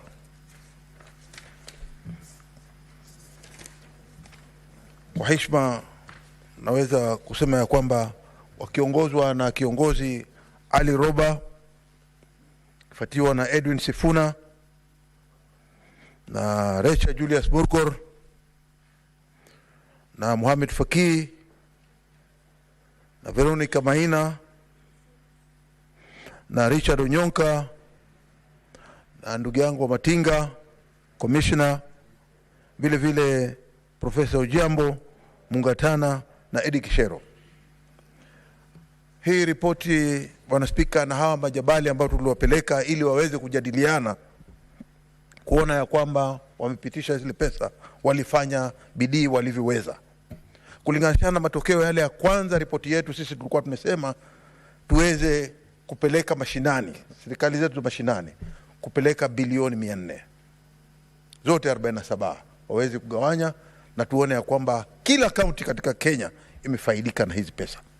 Lakini kwa sababu ya sintofahamu tofauti katika bunge la kitaifa, wakaona ya kwamba hii pesa irudishwe chini. Lakini hawa majabali wetu ambao tulikuwa tumewachagua hapa waliweza kufanya bidii, na hatimaye wakaweza kufikisha kiwango cha bilioni 387, ambapo si kiwango kibaya kulinganishana na vile tunavyoelewa ya kwamba 15% ya sheria inaruhusu. Bwana Spika, nataka kusema ya kwamba kipengele cha katiba cha 96 kinasema ya kwamba kazi ya Senate itakuwa kulinda na kutetea hususan zile pesa ama kitita cha pesa kile kinapelekwa katika serikali zetu za mashinani. Hii ni kazi muhimu sana kwa hili bunge letu la Senate, kuona ya kwamba hakuna mwaka tutaweza kuketi bila kupeleka hizi pesa katika serikali zetu mashinani. Lakini tumeona ya kwamba japokuwa zimepungua, huo ndio wajibu ambao sasa tunataka akili za magavana ziweze kukaa chini na kujua hii pesa ambayo imepunguzwa tutaweza kuifanya namna gani ili iweze pia yale mapato tuliyopata kuweza kuendeleza maendeleo katika serikali zetu za mashinani. Bwana Spika, hakuna mtu ambaye anaweza kufaulu kutengeza maendeleo ikiwa hatapata pesa. Na ndio sababu tunasema kwamba kipengele cha 96 ni kipengele muhimu ndani ya hili bunge la Senate. Na mimi nataka kupatia kongole masenators wote kwa kuweza kufanya bidii kuona ya kwamba bilioni 387 zimeweza kupatikana, zimekwenda katika serikali zetu za mashinani ili kuweza kusaidia maendeleo. Kongole ndugu zangu maseneta katika hili bunge. Vile vile nikiwa ninaendelea kukubaliana na hii ripoti ambayo imetengenezwa kwa hali ya taaluma ya juu, Bwana Spika, tunataka kuona hizi pesa zikienda kwa magavana, wao wasijichukulie kama wao ndio tunasema namna gani? Tunasema wao wasijichukulie kama wao ni wakubwa. Wao ni watumishi wa wale waliowapigia kura.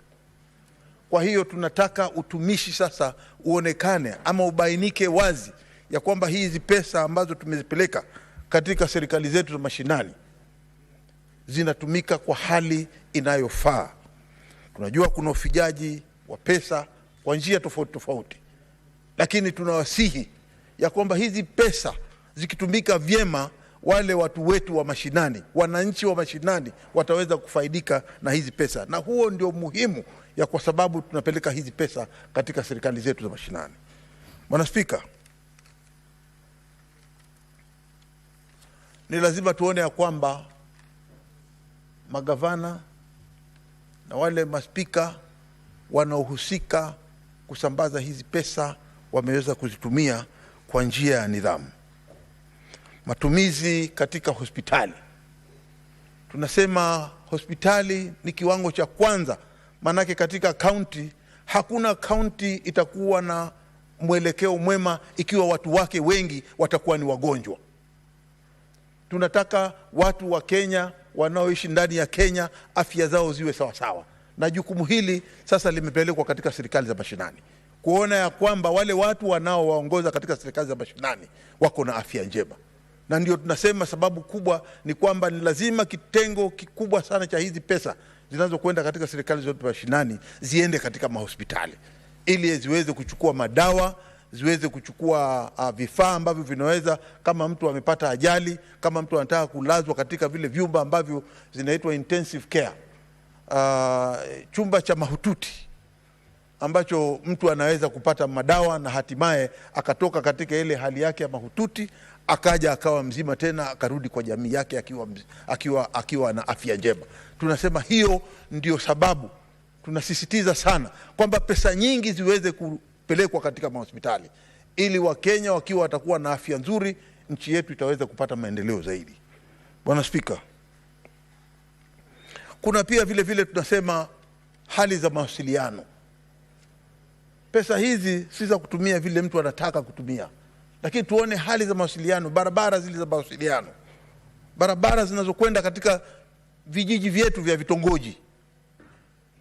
Tunasema ya kwamba hivyo pia hizi pesa ambazo tumezipeleka hivi sasa ziko katika mikono ya magavana, waweze kuzitumia katika kuona ya kwamba usafiri ama hali ya maisha kutoka point A to point B, wananchi wa Kenya wataweza kusafiri wakiwa na barabara njema. Vile vile Bwana Spika, nataka kusema ya kwamba watu wetu, nchi hii inajulikana kwamba uti wa mgongo katika nchi hii, Bwana Spika, ni ukulima. Tunajua kuna wakulima katika sehemu mbalimbali, wengine pengine katika sehemu za kaskazini ya Kenya ni watu ambao wana zaidi sana watumia hali ya mifugo.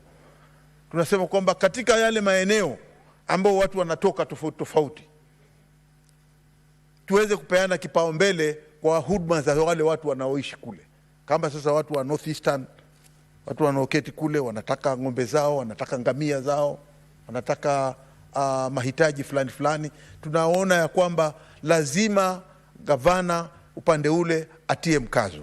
Tukija upande wa wakulima, kuna sehemu tofauti tofauti za Kenya kuna wakulima. Tunataka pia magavana hizi pesa ambazo zitakwenda katika ziko katika serikali zetu mashinani waweze kuzingatia kuona ya kwamba wakulima wamepewa kipaumbele ili waweze kuwa na mashamba yao ambao wataweka rutuba, wataweka fertilizer, wataweza kuweka mbegu ili waweze kupata chakula kingi. Manake hakuna nchi ambayo inaweza kufaulu ndani ya Kenya, Bwana Spika, bila kuona ya kwamba chakula kinapatikana ili watu waweze kushiba, kufanya kazi kwa bidii na kuwe na maendeleo. Tunaita food security. Bwana Spika, mara nyingi tumeona waliosimama wanaopinga, hatuwakatai, kupinga ni sawa, lakini sana ripoti hii imetengezwa na kamati. Hii ripoti ni ya kamati, si ripoti ya rais. Lakini watu tukiketi hapa kama maseneta tukianza kusintofahamu ya kwamba tunaongea habari ya taarifa aliyotoa rais ya mwaka wa 24 katika hili bunge letu, tukiileta hapa tukifananisha na hii ripoti, haitakuwa sawa, tutakuwa tumekosa mwelekeo. Kitu ni kwamba ripoti ya rais iko kando na ripoti hii ambayo imetengenezwa na kamati yetu ya majadiliano katika bunge zote mbili, wakakubaliana katika hizi pesa, ni kwamba tunaongea habari ya pesa zitakazokwenda katika serikali za mashinani ili ziweze kusaidia wananchi wa Kenya.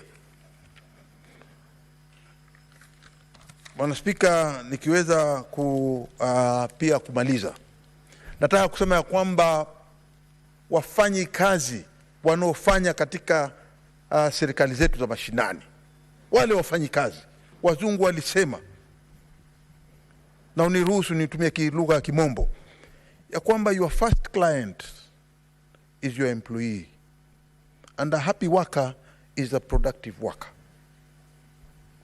Kitu cha kwanza ambacho magavana wanatakana kuona ni kwamba wale wafanyikazi ambao wamewaandika ndani ya maofisi, tunashangaa kwamba sasa kuna sababu ndogo ndogo ambazo tunaweza kuziona zikitoka katika kila mahali katika Kenya, ya kwamba wamekosa kupewa mishahara. Hizi pesa tunasema hakuna anayetaka kufanya kazi baada ya siku 30 asione mshahara wake ndani ya mfuko, ili aende nyumbani akifurahi kuweza kutoa fees za watoto wake, kuweza kulisha bibi yake, kuweza kumvalisha bibi yake na watoto, ili nyumba ile iwe na raha. Tunaona sumazi zinatandaa katika mafamilia tofauti tofauti, kwa sababu ukiulizwa unasema mimi sina pesa za kulipa mishahara. Lakini sasa hakutakuwa na sababu ya kwamba wafanyikazi wetu wanaofanya katika wanaofanya kazi katika serikali za mashinani watakosa mishahara yao. Nasema ya kwamba kipao cha mbele wafanyikazi wenu wanaofanya katika kaunti zote 47 katika Kenya, hivi sasa pesa ziko, walipeni mishahara yao. Bwana Spika, nataka kumalizia na kimaliza ya kwamba nasema hii ripoti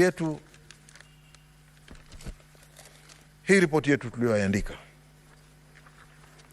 mimi nataka kukubaliana nayo kwa sababu ni ripoti ambayo imepeana mwelekeo na ni ripoti ambayo imeeleza sababu gani tuliweza kukubaliana kuchukua hizo bilioni 387, tukakubali zile zingine kama 13 zipotee. Lakini hali sintofahamu ya Kenya ya kwamba uchumi hali yake pengine si uzuri, lakini sisi tunasema tu ya kwamba tunawaombea hao magavana waweze kuketi katika yale maofisi, waweze kukaa chini, kutafakari, kuona ya kwamba maji yatasambazwa, barabara zitapatikana, mbegu zitapatikana kupeleka kwa wakulima, hospitalini kutapatikana madawa, na hatimaye pia mishahara ya wananchi ambao wanafanya kazi katika serikali zetu za mashinani watapata mishahara yao kulinganishana na uwezo na kulinganishana na nguvu, na zile maeneo wanaofanya kazi wasifanye kazi kujivunja vifua alafu mishahara isiweze kupatikana. Kwa hiyo tunasema katika hii ripoti tunasisitiza zaidi, na mimi naisupport kwa sababu ni ripoti ambayo imetengenezwa na maseneta wenzetu, wameileta hapa, na sisi tunaona kwamba ripoti hii itasaidia vilivyo katika serikali zetu za mashinani. Asante Bwana Spika. Honorable Senators, we seem to have a problem with the system. The system has hung. So I will require all of you to log out and then log in afresh. And don't worry about the... yes, it had already hung, yeah. So please just log out and then log in so that we can reboot the system. I do have a list of the speakers.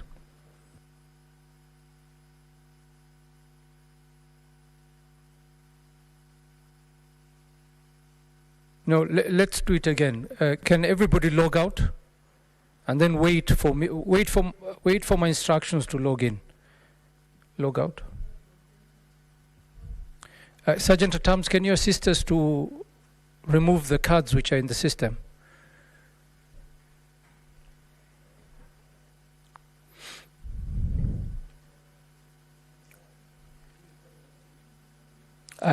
Niko na majina ya watu vile kuongea.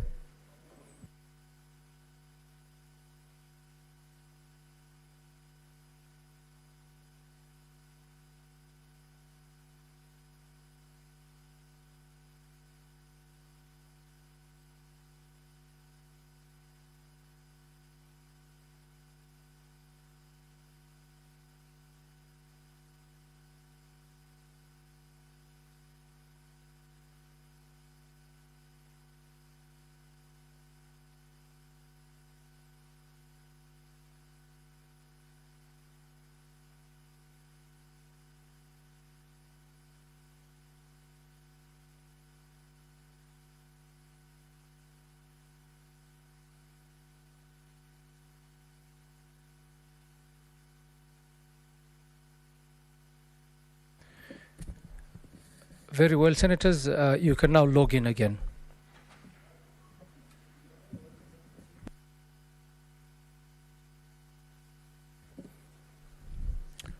Very well. Senator Mundingi Alexander.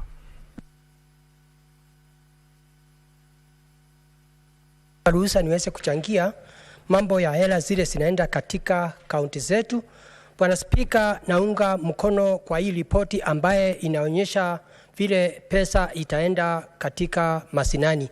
Ingawa hii pesa haitoshi kwa sababu nakumbuka mwaka jana Bwana Spika, kaunti zote 47 tulikuwa tumewapitishia bilioni 385, lakini mwaka huu kabla mambo ya budget kupita tukawapitishia bilioni 400 ambaye tulikuwa tunaangalia inaweza kuwa itasaidia watu mashinani, lakini wakati ilirundi huku katika budget kuanguka, Bwana Spika, ikawa parliament walisema kaunti zote 47 Bwana Spika watapatiwa bilioni 380, ikawa wamepunguza bilioni 5, ikawa maseneta wameona hiyo ifai, na ndio kulisema ilisemekana kutatengenezwa kamati, Bwana Spika, ya mediation, na ndio tulichagua maseneta ambaye wale, Bwana Spika, tuliona wanafaa na wakaenda kukaa kikao na wale watu wa bajeti katika parliament yetu ya Kenya. Bwana Spika, ningesema hizi bilioni wakati walikaa kutoka kwa bilioni 380 wakawa sasa wamerudi kwa zile bilioni 385 na wakaanza safari hapo, na ndipo tunaona sasa ni kama waliongezea bilioni 2 ikawa bilioni 387. Kwa hiyo Bwana Spika, mimi naunga mkono, ingawa hata hizi pesa haitoshi. Yangu ni kuomba magavana, hizi pesa zitakuja masinani. Ile njia mzuri ni kuomba tu ile pesa wajaribu sana, pesa nyingi iweze kwenda masinani, na katika agriculture ndio key ya serikali na ndio key ya mwananchi, kwa sababu agriculture ndio kila kitu katika Kenya yetu.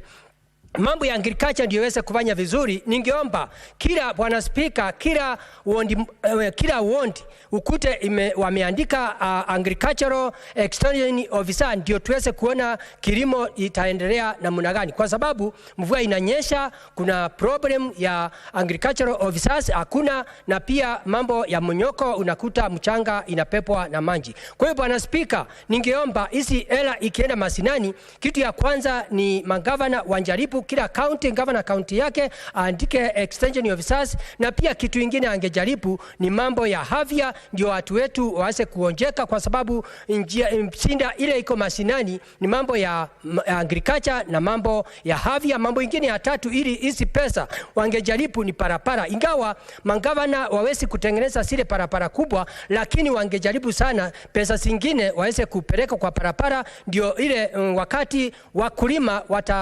watalima mazao zao iweze kwenda kuuzwa na njia ile inafaa. Bwana Spika, mambo ya agriculture inasinda sana, kwa sababu kama Embu County kilimo ni tunawekelea njia ile inafaa. Kama Embu County kilimo yetu ni mambo ya majani, kahawa, makandamia, masiwa na maembe, na pia muguka. Kwa hivyo ningependelea kaunti ya Embu iweze kupata pesa na ipeleke masinani, ndio wananchi aweze kupata kilimo ile inafaa. Kitu kingine watengenezewe ile water pans, ndio iweze kujisaidia na ile pesa ya agriculture. Kitu kingine ningeomba upande wa agriculture, kwa sababu hizi pesa haisitoshi, kuna serikali kuu ambaye ni ya Kenya iweze ile mahitaji ya counties, kila county iweze kutengenezwa ndamu kubwa. Kama Embu tunajua wametuahidi watatengenezea ambaye Kamumu ambaye itasaidia Mbere North, na Dhambana ambaye itasaidia Mbere South na Manyata. Kwa hivyo ningeomba pia ile pesa zimebakia serikali kuu, serikali njuu ya kuinua kilimo, watu wa Embu County waweze kutengenezwa zile ndamu, na kilimo ya Embu na economy itasaidika, na watu watapata kufanya kazi ile inafaa, na tutapata mazao ambaye ni mazuri, na pia economy ya Embu County njia ya usuru itaweza kuenda juu na serikali ya Kenya. Pia kitu kingine Bwana Spika, ningeomba katika hizi pesa ama serikali kuu iweze kutusaidia wakati tutapata mazao. Saa nyingine tumelima sana, iende ikawa hakuna mahali tutaweza kuuza mazao yetu, iweze kutusaidia njia hata kama ni saa ngambo tuweze kupata pahali tutauza mazao yetu. Kama ni mambo ya miras tukumuguka ni mmea ambaye inaendelea na njia ile inafaa. Kwa hivyo Bwana Spika, mimi naunga mkono. Ambaye upande mwingine ningeomba ni serikali ya county ni mambo ya afya. Pesa nyingi iende kwa hospitali yetu ya counties. Aswa tunajua health promoters wanafanya kazi nzuri, na nakumbuka ile budget ambayo ilianguka tulikuwa tumeongezea pesa, lakini tulikuwa asikia karibu wawache kulipwa misara, na ni kitu ya aibu sana, kwa sababu Bwana Spika, serikali ya Kenya Kwanza wakati iliingia iliangalia wale watu kwa kipindi ya miaka yote hawakuwa pata pesa chochote, lakini sasa wakasema serikali kuu itatoa 5% na county 5%, 20% na tukafurahia sana. Kwa hivyo ningeomba magavana wafuatilie au watu, kwa sababu wako masinani, ati mtoto akizaliwa wameanza kuchukua ripoti zao, na wale wakina mama wazee wako manyumbani wameanza kuchukua ripoti zao, ndio kuweze kuonekana miaka ambayo itakuja kutakuwa na mipangilio ya magonjwa yote kwa kila binadamu. Kwa hivyo ninaunga mkono juu ya hela ya county. Pia hizi pesa ningesema pia upande wa hospitali haitoshi Bwana Spika. Ningeomba pia serikali kuu iweze kusaidia serikali za county, ile hospitali kubwa waweze kupeleka mandawa na waweze kutengeneza hospitali iwe level 4 na level 5, ndio pia hiyo magonjwa tunasikia kama ni ugonjwa wa kansa na ugonjwa zile zingine. Na pia kuna wale watu wanalipwa na pesa ya county, pia madaktari, kuna wengine wanalipwa na pesa ya national government. Ningeomba serikali ya national government pia iweze kupeleka pesa masinani, ile pesa zingine zimembakia. Kwa hiyo Bwana Spika, kitu kingine ingeweza kusaidia kaunti zetu ni kila kaunti kuna ile pesa ambayo imekuja kutoka nchi za ng'ambo ya kusaidia mambo ya kupanda upandaji wa miti juu ya climate change. Pia county government na national government waungane pamoja ndio tuweze kupanda miti, ndio ndamu zile tutatengeneza iwache kukauka, ndio unakuta tunaendelea kupata mvua, ndio mazao yetu iweze kuendelea juu, ndio tuweze kutengeneza ekonomi yetu. Na tukiendelea hivyo Bwana Spika, nchi ya Kenya upande ya kilimo na upande wa afya na upande wa parapara tutaweza kuwa tunainua kilimo yetu. Bwana Spika, ile kitu ningekosoa ni kusema wale watu wanapinga hii mjadala, nataka niwafahamishe, sio kumaanisha ati kama mimi sijui mambo ya Kiingereza ama Kiswahili. Bwana Spika, ile kitu nataka kusema ninafahamu vizuri hii mjadala inaongea mambo ya hela ya county, na hakuna mahali president ameingia kwa hii mambo ya hela ya county ya national government. Ile kitu nasema nilikuwa na maanisha ni ati senator wetu ndio alikuwa na msemo na kukaa na kipindi ya MPs ndio waweze kupitisha. President anja kataa kupitisha hela zile tunapitisha, kwa sababu sisi tumepatiwa kazi na mwananchi tuweze kutetea devolution, na pia ikitoka hapa house iweze kwenda kwa parliament. Na parliament imekuwa na shida nyingi sana na magavana, kwa sababu unakuta wanapata hela nyingi kuliko zile tunapatia county. Unakuta constituency moja Bwana Spika inapata milioni 150 kwa parliament kwa MP moja. Pia hapo wamejiongezea pesa ya parapara wakajipatia milioni 60. Hapo hawa MP pia wakajipatia milioni 30 ya kutengeneza stima. Kwa hivyo sinda ya hizi pesa ya devolution sio makosa ya president, ni makosa ya MP. Kwa hivyo nataka kukosoa wale watu wanapinga hii mjadala, ni tukae chini, kwa sababu Biblia inasema watu wawili waweze kutembea bila kuelewana. Ni sisi tuelewanwe, na pia wakati ule mwingine tukae chini tuelewanwe na parliament ndio tuweze kupatia watu masinani hela ya kutosha juu ya economy ya counties. Ya mwisho Bwana Spika, ile ningeomba counties na governors, tafadhali kuna ile hela ambaye kule katika masinai, kwa sababu tumeona hizi hela haitoshi kwa sababu ya kitu inaitwa pending bill na wage bill ambaye iliwachwa na ile magavana walikuwako. Ningeomba ile hela mnaokota huko masinani muweze kuongezea, ndio ukute mnapata ile pesa. Bwana Spika, itasaidia kuongezea hii pesa tumempatia, kwa sababu kama county ya Embu County Government ninginafurahia sana na ile governor ambaye ako huko sahi. Embu County ilikuwa imepangiwa kuokota milioni 900, lakini ule governor alikuwa kwa zamani alikuwa naokota milioni 350. Bwana Spika, saa hii ule governor aliyoko saa hii ile kitu inafanya ni muunga mkono, amefikisha milioni 750, na hizo pesa ndio magavana wanakula huko kwa njia ya misosoro. Kwa hivyo naomba governor wa Embu County, umefanya kazi nzuri, lakini haujafikisha ile pesa. Inafaa kutoka milioni 750 ufikishe angalau bilioni 1 uweze kuongezea ile pesa ambaye itatoka katika huku mambo ya Senate. Kwa hivyo ningeomba uweze kujifunza na kaunti zile zingine, kwa sababu tumesikia kaunti nyingi imeweza kutafuta njia ya kuta pesa ya usuru huko masinani. Kwa hivyo nashukuru kaunti ya Embu County na wale wafanyikazi mnaokota ile pesa. Jameni, ile line zote zinaweza kuharibia sisi, na ningeomba kaunti ya Embu County muweze kufunga ndio tuweze kuona kama tutafika ile pahali inafaa. Bwana Spika, unakuta kaunti zimekuwa na shinda hapa na pale upande wa hospitali. Ningeomba serikali iweze kuangalia. Nikimalizia Bwana Spika, mambo ya treasury iko na shinda.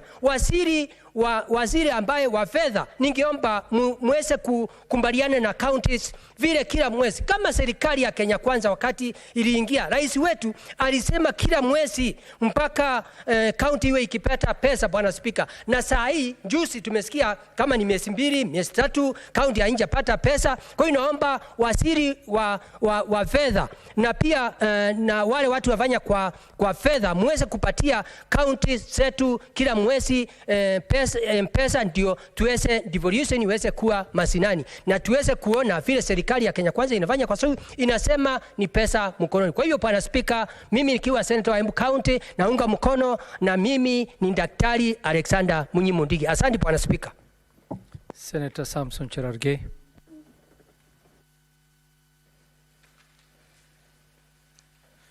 Thank you, Mr. Speaker, sir.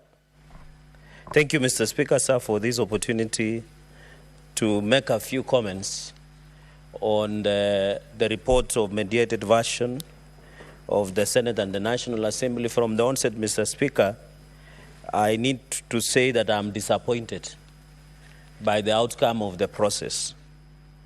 It looks like, Mr. Speaker, we did succumb to the whims and wishes of the National Assembly on this discussion.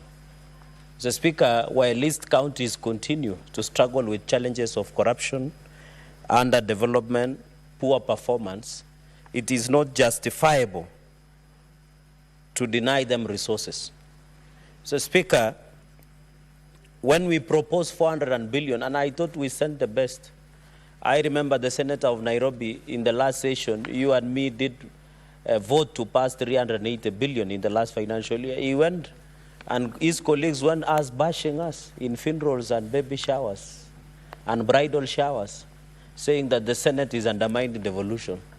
I didn't expect, Mr. Speaker, to preside over where counties have not received adequate resourcing. The reasoning we proposed 400 billion was not out of nowhere, Mr. Speaker. 400 billion was enough for counties. The fact that we are cutting it to 387 billion, Mr. Speaker, is quite unfortunate. Many people would want to say additional of 3 billion or 7 billion because in the last session it was 385 billion.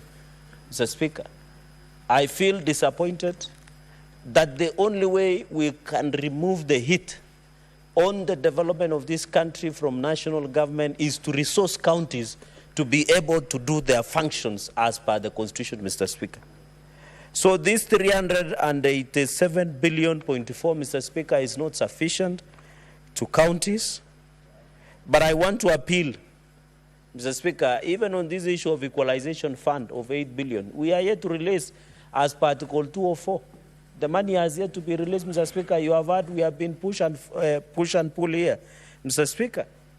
Even on the issue of concurrent functions like disaster, Mr. Speaker, I expected the national government to shoulder the responsibility of community health promoters, CHVs, fully, because it's not expensive. Anyway, health is devolved. I expected county national government to shoulder the issue of industrial parks, where 250 million by county and 250 million by national government, because these are concurrent functions. Mr. Speaker, the biggest danger to devolution is clawback of its function, number one. Number two is the unbundling of functions that should follow costs. Mr. Speaker, there are many functions that are still being retained by national government, yet it should be unbundled to the counties, including function follow money. Mr. Speaker, for example, health is supposed, the function of health is fully devolved. The only role the national government comes is on policy. Mr. Speaker, and you remember the MES, medical equipment supplies, in the last session, Mr. Speaker, we were fighting very hard, Mr. Speaker, over the issue of medical equipment supplies. It became one of the biggest rip-off to counties, Mr. Speaker, up to date. So I think, Mr. Speaker, even as we say the issue of road maintenance levy fund, Mr. Speaker, I still insist that that money belongs to county governments. 11 billion Kenya shillings. And I want to ask members of National Assembly, why are they being greedy?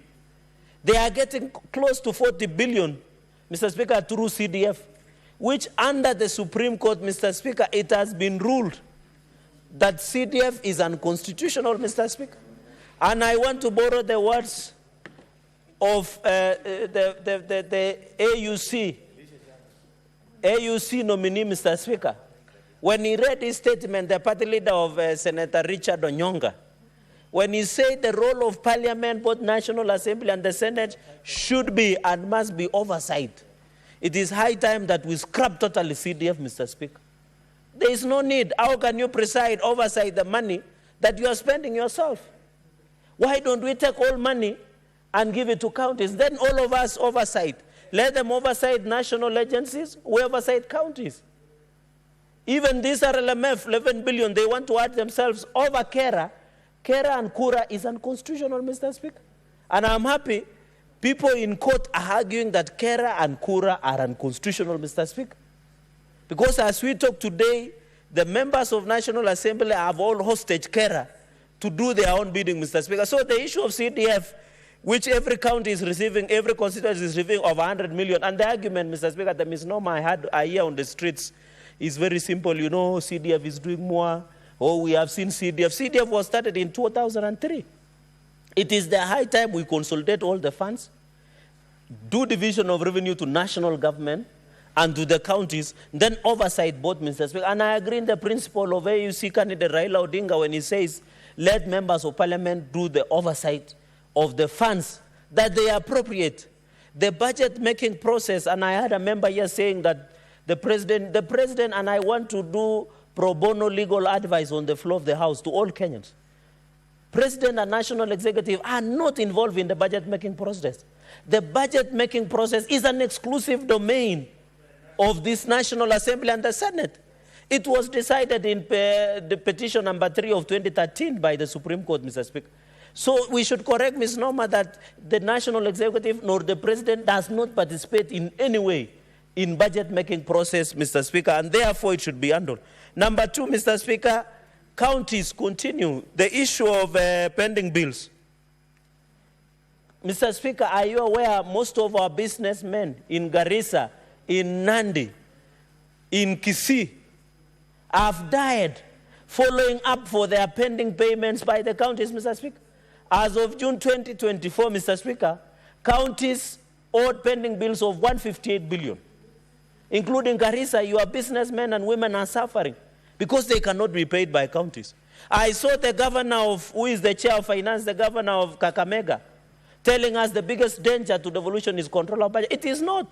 What governors are doing is voiding payments. Yes. They take money to pay Haji, but they pay Aaron.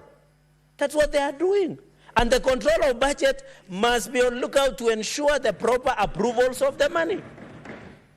We will not allow governors to run away with corruption. I saw the chair of finance and I was worried. What is he talking about? The biggest problems in functionality of counties are governors themselves, because they do voiding of payments and steal the money. Why do we have, Mr. Speaker, after resolution of this House through pending bills, we did say money should be paid all across the counties, 158 billion as of June 2024. No one has paid. Governors, the other day, there was a misnomer, and I was embarrassed, Mr. Speaker. They were saying they have not received money. When the CS of National Treasury released the report, they had received up to October 158 billion Kenya shillings. They are yet to relieve November, Mr. Speaker. And they are lying to Kenyans. Mr. Speaker, led by the chair of Wajir, Ahmed Abdullahi, where Wajir is dysfunctional. As we talk today, and I look at the CBK accounts, Wajir County as county government has 2.6 billion lying. Kisii has 6.7 billion lying in CBK. Nandi has 2 billion lying in CBK. Yet the chairperson of COG is telling the country there is no money, yet they have their money in CBK accounts of 2.6 billion. Yet people of Wajir cannot arrest drugs, cannot access roads. Even in Nandi, Mr. Speaker, we have 2 billion. Yet the governor is basically lamenting and perambulating and talking in funerals and giving out handouts and buying djembe sticks and buying machetes, Mr. Speaker. As if we are giving them money to prepare for war, Mr. Speaker. It is very unfortunate, and I feel embarrassed, and I want to tell Inspector General of Police, Douglas Kanja, some of us in Nandi no longer believe in functionality of security. Somebody was arrested when we went to occupy Nandi County Assembly on the ad hoc report, where Governor Sang cannot account for more than 10 billion Kenya shillings worth of projects. Someone senior within Nandi County Executive was arrested with machetes and jembes. The only thing that the police did in Nandi is to give him lavidavis. As we talk today, one young man was attacked by the name de Gitaro in Nandi Hills town. The person who attacked is a governor's goon. Is here to be arrested today. The DCIO and DC Amin and IG Douglas Ganj are doing about it, nothing about it. The goonism is Nandi is the order of the day. Anybody, I saw even in Dr. Ondari's funeral's father, goons have taken over funeral services in Kisumu, Mr. Speaker. It is very unfortunate, and I saw Senator Onyonga and Madam Donya, Mr. Speaker. We are not appropriating monies to counties to run goonism.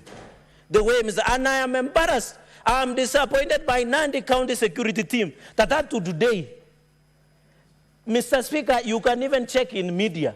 They were goons allegedly sponsored by governor carrying djembe sticks and machetes on camera. The Nandi County security team led by county commander has never arrested anybody. What are you telling us? Why are we appropriating this money? If goons are walking around, Mr. Speaker, you can't ask questions. The moment in Nandi you try and question, I saw a young girl called Vero was being threatened. Another young man called Basi was being threatened. I've told you of a young man called Digitaro. He was attacked by broad daylight in Nandi Hills town. And it is only 50 meters from Nandi Hills police station. No one has been arrested. Somebody who did that is known. Mr. Speaker, we must agree as a nation. You saw yesterday in Turkana County, Mr. Speaker, despite that Turkana County has received over 100 billion Kenya shillings. When it rained to Turkana yesterday, Turkana County Referral Hospital was flooded because of poor workmanship. Turkana has received over 100 billion. Yet the governor of Turkana, from the reliable intelligence I have, whenever he goes to funerals, he dishes out 1,000 shillings to the people of Turkana. You saw in Turkana a Form 4 graduate, Mr. Speaker, it was reported in the news. A Form 4 graduate was dispensing medicine. What are you telling us? What is ESCC doing? What is DCI doing? If a Form 4 graduate somewhere in Turkana is dispensing medicine, and we are sitting here as a Senate as if nothing is happening, then there is a big problem with this country. The system is broken. The way governors, Mr. Speaker, including your governor, where it's only a few meters to the river and there is no water in Garissa town, Mr. Speaker, is receiving money, smiling, and all the way to the bank. They should come back and account it before the floor of the House. I can tell you, Mr. Speaker, when you ask governors to appear before committees of, they don't come. I issued summonses to the governor of Kisii, Simbarad. I have issued summonses against governor of Taraka, Mudhomi Njuki. We have issued summonses to Machakos governor and even governor of Isiolo, because they don't want to come to account, Mr. Speaker.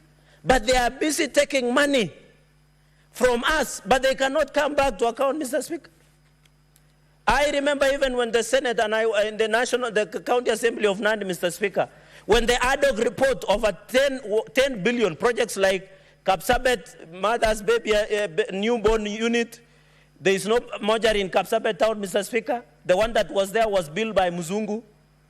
Our people are suffering. You go to Nandi Hills, there is no drugs. Across Kobuja Sub-County Hospital, Kobuja Sub-County Hospital is less than 50 meters from the governor's house. God forbid if he gets sick, he cannot access medical care in Kobuja Sub-County, Kobuja Hospital, which is tall. Kapsengere is tall, Mr. Speaker. Even all the projects are told that were allocated money. When the members of County Assembly in Nandi tried to pass the ad hoc report, there was a lot of intimidation and blackmail against the MCS. And I want to thank the MCS, almost 19 of them, led by the chair of ad hoc committee, Kapsabet ward member of County Assembly, for standing firm and fighting for justice, Mr. Speaker. Mr. Speaker, because I can see my time is fast spent, corruption in counties must be fought. As we talk, Mr. Speaker, I want to challenge the nominee of ESCC, Mr. Abdi, to walk the talk. We are tired of ESCC frying only omena instead of frying mbuta, Mr. Speaker. As we talk today, Mr. Speaker, as we talk today, Nandi County, there was a payroll fraud. The EACC and DCI came to Nandi, took away computers. Up to today, no one has been arrested. Even our Public Service Commission report came out in Nandi and showed, Mr. Speaker, that a number of people hired by governor were earning salary without working. No one has been arrested up to today. One of them was his campaign soloist. Another was a media presenter. Some of them were close relatives, Mr. Speaker. Up to today, EACC and DCI have arrested them. So what are you telling us, Mr. Speaker? The system is broken. It is as simple as that. You saw what happened in Kisumu, the same thing with employees fiasco. No one has been held accountable in the issue of employment saga, even in Isiolo. Mr. Speaker, even we want to challenge the new EACC CEO. We are tired of appropriating funds. Net Yowan is held accountable. Up to today, on the issue of payroll fiasco in Nandi, none has been arrested up to today, Mr. Speaker. We must be told. I want to challenge the new CEO nominee, Mr. Abdi, to walk the talk as EACC. Let us stop. You know, they come with abracadabra, come with vehicles, take computers, take copies. 1 month, no one has been arrested. 2 months, no one has been arrested. Yes, and they see each other through the tent, Mr. Speaker. Thank you. Today, Senator Onyonga is one of my biggest cheer squad here on the floor of the House, Mr. Speaker, and I'm proud of it. Mr. Speaker, that is very unfortunate that we give money to EACC and DCI from taxpayers to fight corruption, but there is nothing to smile on about. As a reggae song says, when you look outside the window, do you see anything to smile about? Our counties are becoming bastions of inefficiency, moribancy, corruption, Mr. Speaker, as we talk today. Even finally on Earth resource, Mr. Speaker, Nairobi, under CRA, have potential of 67 billion, but they are collecting 12 billion. Where is 50 billion? Nandi has revenue potential of 700 million. They are collecting 200 million. Where is it, Mr. Speaker? And I see governors celebrating, but they are not telling the country in their own source revenue. Today, give value. Governors will take about equitable shareable revenue being appropriated, but they'll never tell you about their own source revenue. Where border stickers in Chepterit, in Aldai, in Chemase, Mr. Speaker, are paying for border stick. In Mosoriot, in Kaptumo, in Kobucha, in Chepterwa, in Maraba, Mr. Speaker, in Nandils, my women, Mamamboga, even in Kapsabet town, they have a dysfunctional town market where there is no sanitary, including toilets. Those women sit from morning to evening. There is no toilets, Mr. Speaker, to use, but they are paying money to counties. Those border, it's raining in Nandi now. The roads are impassable.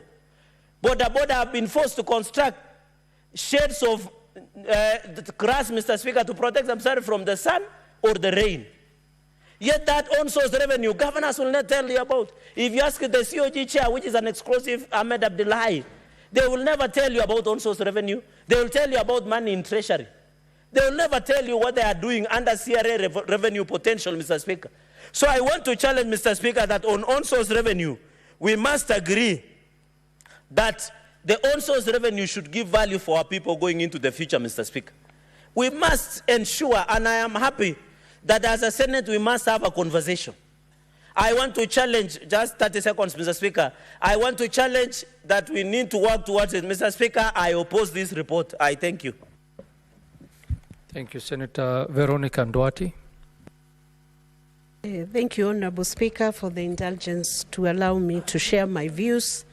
First of all, Mr. Speaker, allow me to congratulate the mediation team that sat to consider the request and the proposal for the revision of the Division of Revenue Act 2024, which was initially assented to on 10th June 2024, but due to factors that led to the withdrawal of the Finance Bill 2024, it necessitated an amendment that was then introduced, and the two houses, Mr. Speaker, were not in agreement on the figures, and that called for the kicking in of the articles that enable a mediation to take place between the two houses.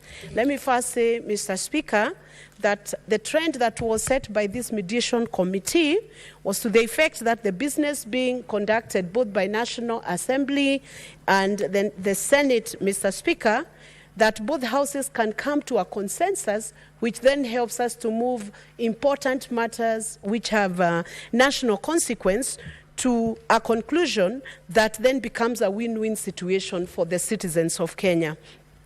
Honorable Speaker, one of the issues that the Senate felt very strongly, and because I was one of the members of the mediation team, was that reducing the county allocation to 380 billion would then have meant that it has been reduced less than what was given to the counties in the financial year 2023 to 2024, Mr. Speaker. And that then fostered a very robust conversation and a dialogue, almost close to a conflict between the two houses, Mr. Speaker, because Senate was of the view that we could not allow a reduction of that revenue below what was allocated last year or the last financial year, Mr. Speaker. So I want to say that it was due to a very good process which was respected by both houses, that members were able to agree that at least the funds that we support devolution should be improved to 387 billion. We are not saying this is the best figure that could have been allocated to the counties, Honorable Speaker, because our vision was to ensure that counties could have up to 400 billion, Mr. Speaker, but it was not possible because of the withdrawal of the Finance Bill 2024, which resulted to a shortfall in the projected revenue.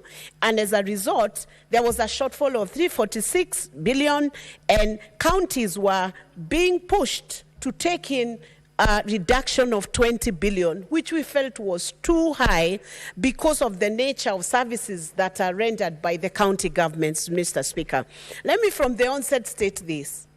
If counties were allocated 400 billion, or allocated 380 billion, or 390 billion, or 360 billion, Honorable Speaker, and yet we have so much wasted in the same counties, Mr. Speaker, even the 380 or the 400 will still not become useful to the Kenyans, to the citizens of this nation.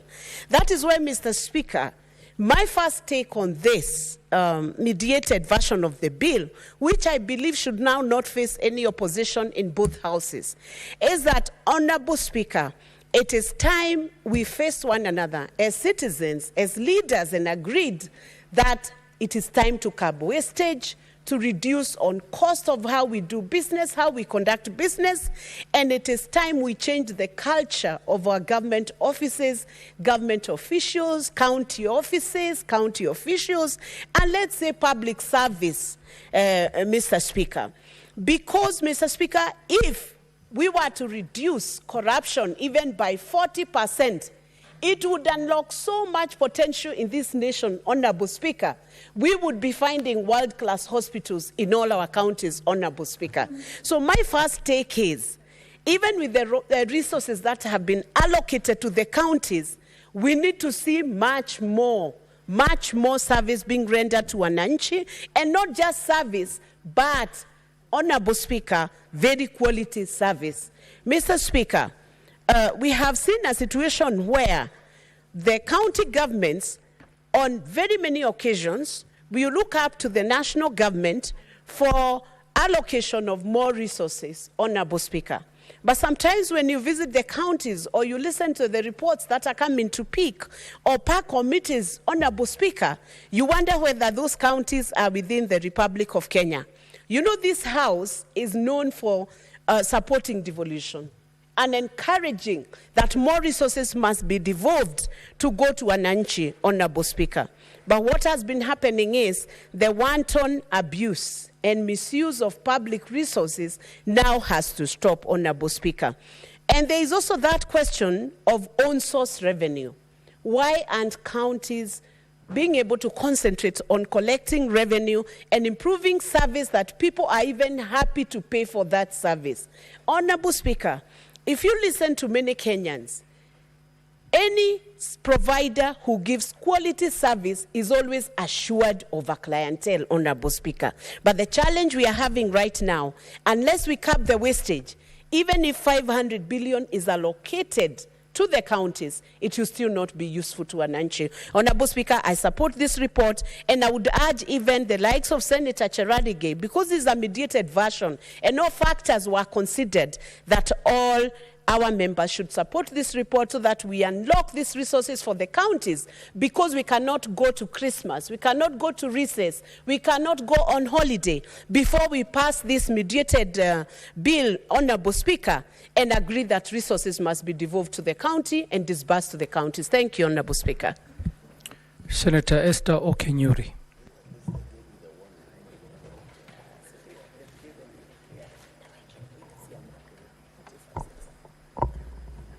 Thank you, Mr. Speaker, for giving me this opportunity. I also wish to support this report. When I actually look at the composition of the members who sat to mediate over this issue, from our side of the Senate, I see very good brains, even on the other side of the National Assembly, like one Dr. John Chikati, who was my former boss in my previous workplace. Mr. Speaker, it's interesting that mediation offers chance for us to sit ground on some of the issues maybe we would have not otherwise considered. And I've had an opportunity to serve at least in 3 mediation committees, and I know the intrigue that go in there. Glad we have now this version so that we can actually have our counties in full operation. I would not really want to dwell much on the issue of figures. Yes, it's our allocation and of this shareable revenue is one of the Senate's core mandates, but I want to go into issues of once money has gone down to counties, then what do counties have to do with that money, Mr. Speaker? Mr. Speaker, when I was actually looking at some of the observations and recommendations of this report, I saw a suggestion that counties need to have a bigger look at their own sources of revenue. Mr. Speaker, their own sources of revenue currently are way low what is expected. For instance, if I give you an example, if you go to a place like Kajiado, a case in Point Rongai, if you meet county officials, they'll charge you for a service and put that money in their pocket. You do not see any kind of accountability in that case. That is money lost. Mr. Speaker, the 47 county governments need to prioritize, especially giving training to their officials who are on the revenue collection sector. The Commission for Revenue Allocation has given guidelines on how they need to go about that. This is a very progressive way of curbing losses, especially in revenue collection. Training also needs to happen on the management, on policy makers who are in that sector, Mr. Speaker, because we need to generally engage all sectors so that we are not facing hostility when we are encouraging collection of more revenue that is in form of taxes. When you actually encourage all stakeholders in that particular county, you are less likely to face resistance. I saw my colleague Senator Cherargei very angry at the county chiefs and the corruption going in there. I need him to be more angrier and call out corruption in all quarters, not just county government. Because, Mr. Speaker, yes, when you actually look at the way spending is done at county government, then you really conclude the kind of spending that happens is not meant to help normal citizens, but more of the political class. Because when you actually go and see some of the payments that are being done, you see there is budgeting for maybe a leadership training that was undertaken in Dubai, people going to study about poverty alleviation in another country. Do you need to go to another country to study how they are alleviating poverty? We have our own case in Kenya. Those are situations that surround us on a daily basis, Mr. Speaker. And when you even look at most of the indexes we are looking at, especially in subdividing this money, one which is most critical, the health index. Mr. Speaker, most of these county governments are less prioritizing this sector. But as a parliament, we have passed so many laws that need to support the health sector to work very well. The other time we passed a facility improvement fund legislation. There was also legislation that was enabling even the surrounding persons to enable they have a committee of their own in their local dispensary that provides oversight, Mr. Speaker. So citizens also need to know they are equal partakers of what is currently happening, Mr. Speaker. In as much as we are calling out the political class, the citizens also need to know the political class we have right now are a representation of who they are. Because if citizens want change, Mr. Speaker, we need to start by carefully looking at the kind of leaders we elect, Mr. Speaker. And that's why I was very excited when senators in this House actually supported my bill on civic education. Because I believe an informed citizenry is a citizenry that is able to make right decisions for themselves and for what they want in terms of leadership, Mr. Speaker. The other issue I actually want to major on is agriculture, Mr. Speaker. Now that we have the rains, there are several initiatives that have been given by government, especially when we come to the subsidized fertilizer that has been given. These are opportunities we need to take advantage of, especially from the farmers. I know the Kenya National Seeds Company has been doing piloting in certain counties, and there are counties which have made a milestone and gone ahead to have collaboration with the Kenya Seed Company to promote their farmers.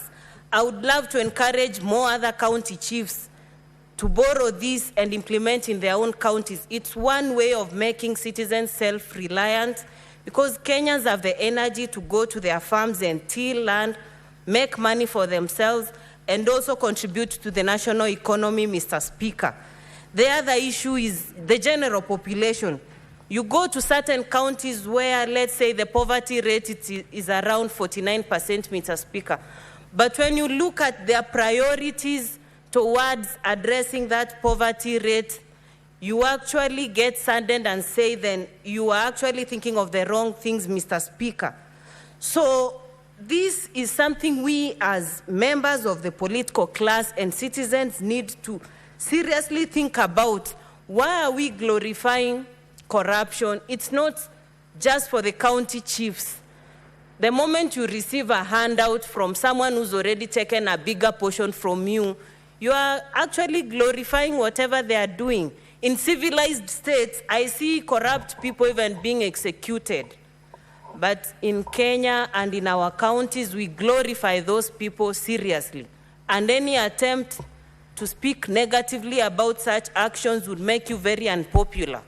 So I would want Kenyans, specifically young people, the future is not something you're anticipating to come any other time soon. The future is now.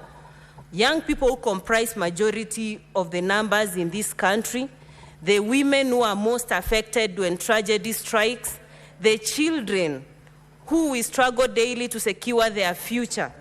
These are some of the special interest groups we need to look at when we actually want to perpetuate actions that are always pushing them to the corner, Mr. Speaker. So in as much as there is clamor for more money to counties, I wish counties would spend money better. It's not just about getting more money, but spending this money better. Finally, Mr. Speaker, I mentioned we have already current laws that have been, that Parliament has passed. Why don't we make use of such laws? We shouldn't make laws to just exist on paper. We should enforce these laws so that any other time we are legislating, people can see change happening, so that not every other parliament that comes here, we keep lamenting about the same issue. And at least this time round, the National Assembly didn't want to twist and show the normal rivalry that happens between the National Assembly and Senate. That shows that we are at a time where people and leaders want to put their heads together so that we solve the challenges we are facing as a country together, Mr. Speaker. So with those remarks, I wish to support my colleagues who sat and actually crafted this. And I wish that this passes so that counties can get resources to continue with their activities. But I want to warn the county chiefs against wasting such money, because when you waste such money, you're putting the lives of so many other people at risk. So many people who are not accessing affordable health care. And so many years after we actually passed the 2010 Constitution, so that we have this devolved government to have services closer to the people. We didn't want to have corruption affecting people more at that local level, Mr. Speaker. So I want to support this report. Thank you, Mr. Speaker. Senator William Kisang. Thank you, Honorable Speaker. Honorable Speaker, I also rise to support this mediated version of the Division of Revenue Bill, Honorable Speaker.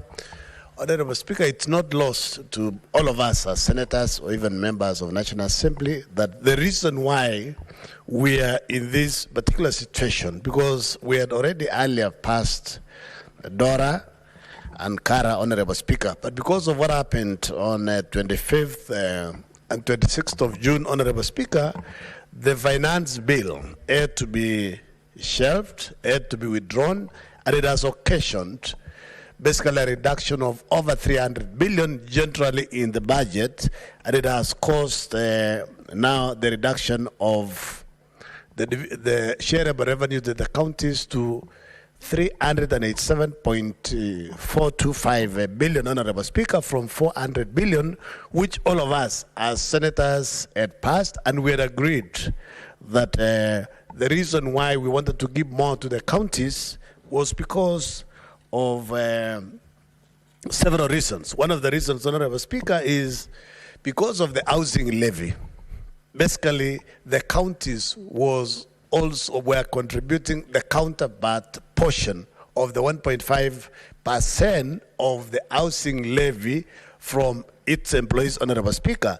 And then another portion that the counties were contributing is to NSSF, because NSSF is a pension basically fund, and what the employee is contributing, the employer is also expected to contribute. That is what occasioned also the reduction of the amount the counties were using on the development budget, Honorable Speaker. Honorable Speaker, it is good to give credit to our colleagues, especially the senators who were in that committee, because if you saw the team from National Assembly, especially the co-chair of that team, Honorable Speaker, he was very adamant that 38 billion was going to be enough to go to the counties, and that would have been very sad, Honorable Speaker, because last financial year 2023-24, what was sent to the counties was 385,425 million, Honorable Speaker, and it would have occasioned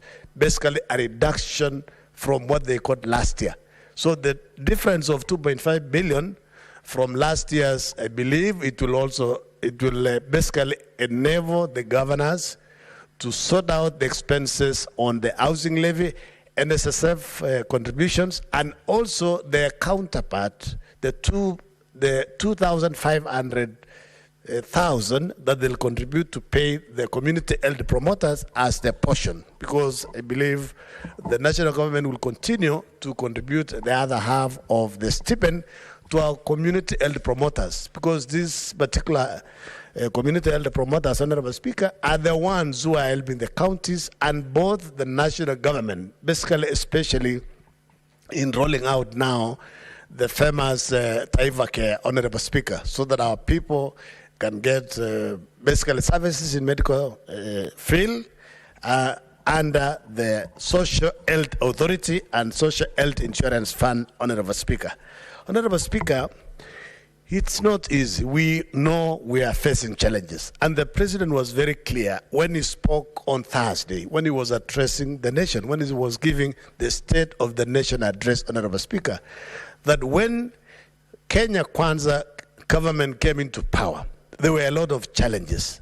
And he also gave us a warning then that at the beginning, we will go through a lot of challenges, but in due course, Honorable Speaker, things will change for the better. That is why, Honorable Speaker, we have been told that as of September last year, the inflation rate, Honorable Speaker, was 9.6%.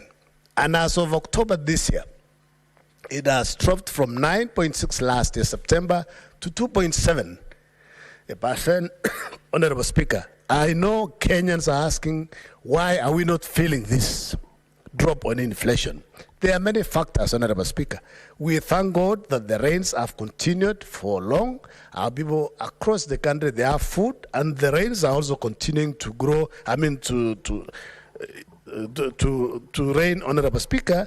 And our people, we continue to tell them to plow, grow, so that at least the basic needs, food, is put on the table, Honorable Speaker. I believe this is one of the key reasons why inflation has dropped, Honorable Speaker, from that 9.6 to 2.7, and this they said it's the highest drop in 17 years, which is good news, and I believe by next year we are going to feel the effects of this drop in inflation rate, Honorable Speaker. Honorable Speaker, there are many other issues that we were told during that State of Nation address, which is also related to this particular mediated version of the bill, Honorable Speaker, that our governors, there is a lot of wastage, there is a lot of corruption, both at the national level and also at the county level.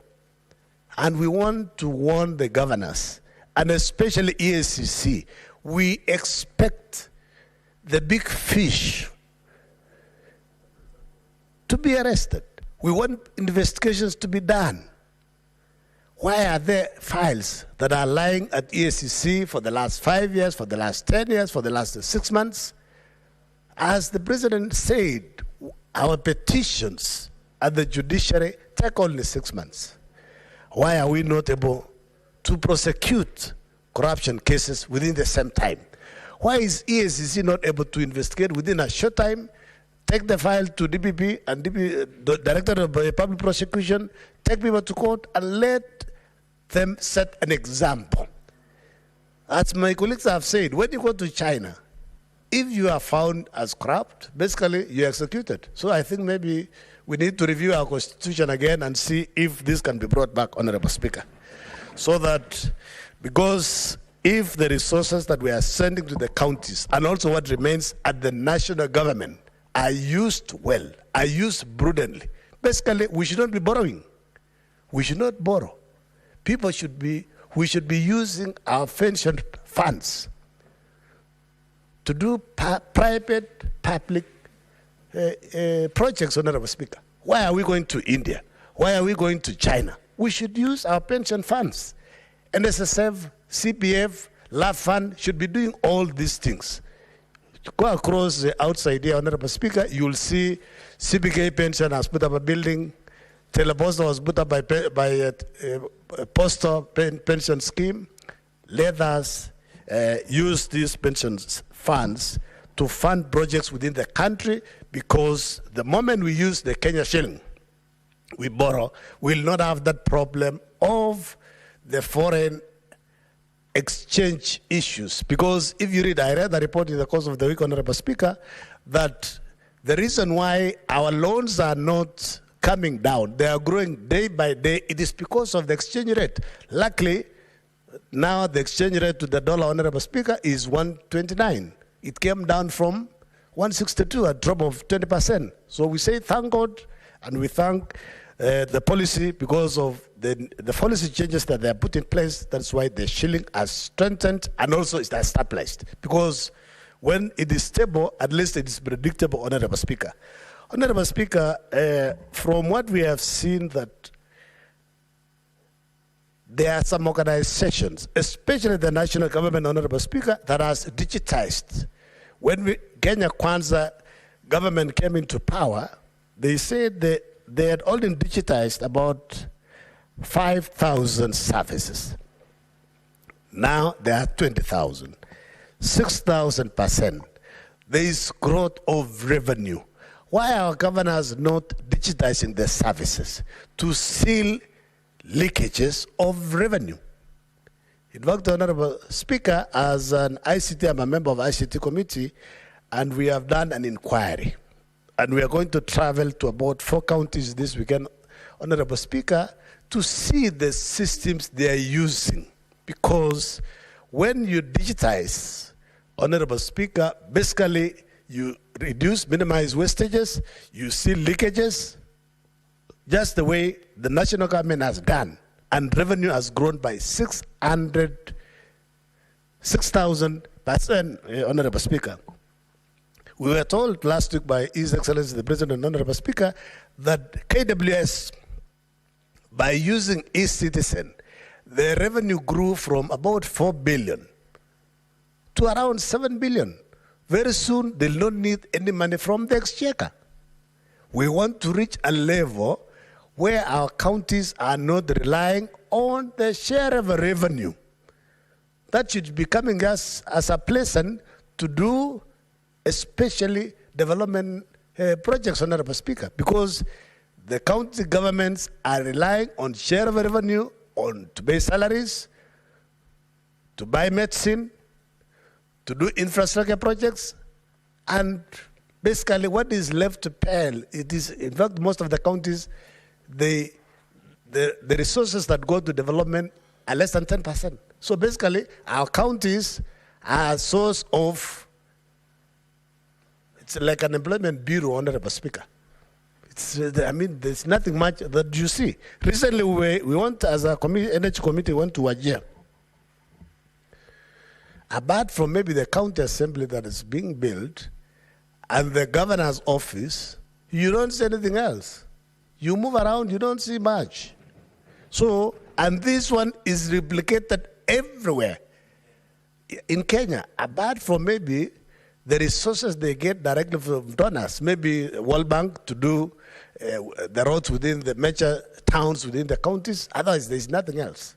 They built ECDs for the last 12 years. Counties are just using money to build early childhood education classrooms. Because in Elgeyo Marakwet County, I've not seen anything much that has been done. We were in Turkana last year, Senate Mashinani. The governor's office has been built for the last 12 years. It's not complete. And they have spent, no, it's not, I think it's over 9 billion. Yeah. So, over $1 billion to do a small thing. Same in Tarakaniti. The other day we were told they even got money from the conditional grant, but the buildings are not complete. So we want the governors to digitize this project, to digitize the services, to see leakages. And what they also need to do, our business community, especially the transporters, they have multiple levies. You transport a bag of cement, a lorry of sand from Magweni, you pay levies. You come to Machakos, you pay levies. You come to Nairobi, you pay levies. So, Honorable Speaker, basically we are saying our governors need to digitize. They need to use the resources well, Honorable Speaker, so that our people can benefit properly, Honorable Speaker. Honorable Speaker, I believe what we need to do then is to increase our oversight role. We need to visit the counties. We partner with the MCS so that we ensure the governors, the executives of the counties do proper implementation of projects, and they put in enough resources to complete a project within either 1 or 2 financial years, so that projects don't continue. A new governor comes, he shelves a project that was started by the predecessor, and basically, eventually, we don't benefit. Honorable Speaker, finally, on road maintenance levy, Honorable Speaker, I agree with the governors. I know they have gone to court. This is money that we should not give to members of National Assembly. The business of National Assembly is the same as senators, to do legislation, oversight, and representation. And anything that touches development should be done by the National Executive or the County Executive, Honorable Speaker. So the RLMF funds should be given directly to the governors, Honorable Speaker. Honorable Speaker, with those few remarks, I support and ask colleagues, please let us support so that by the time we go for our long recess, the governors can access more resources and the controller budget, please expedite and release resources to the counties by approving. Thank you, Honorable Speaker. Thank you. Senator Richard Onyonka, I would like to give you to contribute on this matter, but Senator Mariam has been here waiting the whole morning. So if we can agree, I give Senator Mariam 10 minutes and you finish with the rest of the time. Senator Mariam, please 10 minutes. Thank you, Mr. Speaker, for giving me this opportunity. Mr. Speaker, I stand to support this amendment, this mediation amendment of division of revenue. Mr. Speaker, first of all, I acknowledge and thank the members of the committees led by the co-chair, that is my party leader, UDM, none other than Captain Ali Roba, for his leadership to come up with this bill. Mr. Speaker, sharing of county, this division revenue bill is only 15%. 85% is under national government. Mr. Speaker, this 15%, it normally goes to the county, and out of that 15%, it's supposed to be 30% for devolution development and 70% for revenue, for recurrent expenditure. Mr. Speaker, but what's going on now, it's totally different. 50% counties are using for 50% they're using, no, 80% they are using for recurrent. Now, instead of 30%, they're using 15% for development. That means our development is minimum. Mr. Speaker, since withdrawal of this finance bill, that is 2024, there is a shortfall. So indeed, the governor also supposed to streamline their expenditure. That's why from 400 million, they have reduced to 385. That shows that the county government also to be straightforward on prioritizing how to do their projects. Mr. Speaker, when we are reducing from 400 to 385, let's also remind ourselves that there is additional funds to the counties. That is housing levy, this SHIF, and also there is NSSF, and there is also industrial park. Mr. Speaker, as much as there is also additional expenditure, we need to prioritize our projects. Mr. Speaker, when we are passing this bill, that means we are taking care of the devolution, Mr. Speaker. Mr. Speaker, why am I saying that? Because devolution is working. I can prove that in Mandera County, Mr. Speaker. Currently, we are, as before, referral hospital in Mandera County. We are referring all the sub-counties to Mandera County Referral Hospital, but currently, under equalization fund, we are doing our our surgeries in a town called Takaba and Banisa. Mr. Speaker, that showed that the county devolution is working. Mr. Speaker, also during COVID, in Mandera County, we are maintaining our ICU properly, and that means that devolution is working. Mr. Speaker, on this scenario of collection of revenue on the side of counties, Mr. Speaker, they have to put a strong mechanisms on how to increase their revenue collection. Mr. Speaker, instead of relying on county issues and the national government, for instance, there is this major dam. Mr. Speaker, the governor must prioritize the projects, because what we need currently is a major dam. We don't have to wait national government to do our project. For how long, Mr. Speaker? So as a CEO of the government, the county government, that is the governor, must sit down and focus on what is our priorities, so that at least this rain season, the flood cannot be wasted. We have to harvest water. Mr. Speaker, the government, Mr. Speaker, the county, Mr. Speaker, governors, sometimes they do the national projects instead of the county development.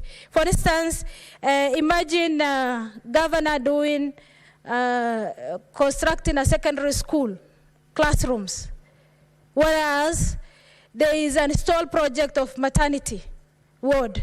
Mr. Speaker, in that scenario, they have to. That shows that they are prioritizing the national government project instead of county project. Mr. Speaker, in some counties also,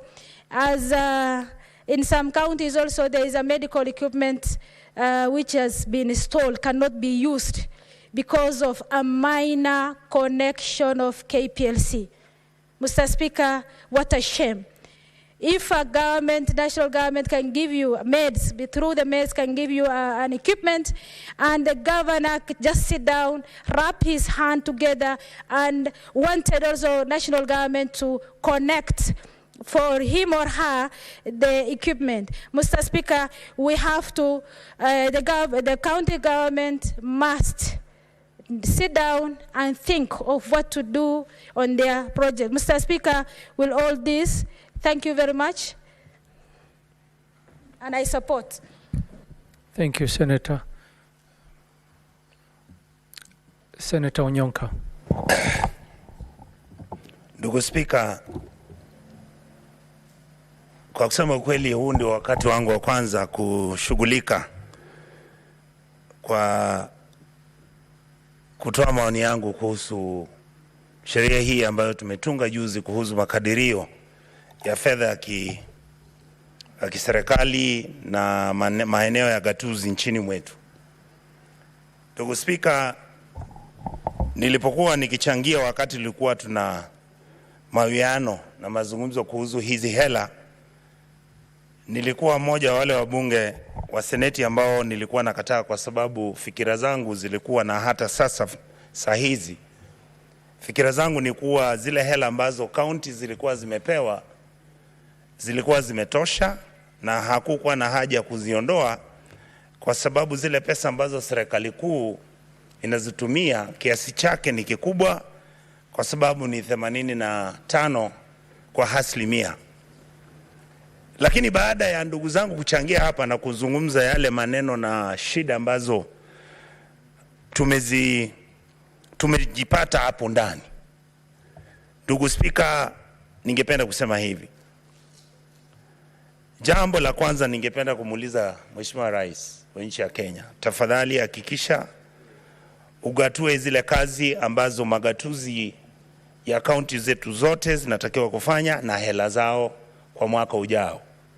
Kwa sababu sasa tumefanya oversight yetu kama Nyapara, tumeangalia vitabu zote kwa makaunti yote 47, na sasa tumefika mwaka wa 2023-24, which mean kwa kizungu tunasema tuko current. Ndugu Spika, sababu ya hii ni kuwa maeneo gatuzi yetu ndiko umaskini mwingi huko. Maeneo gatuzi zetu ama makaunti vile tunaita ndiko watu wengi wanaishi.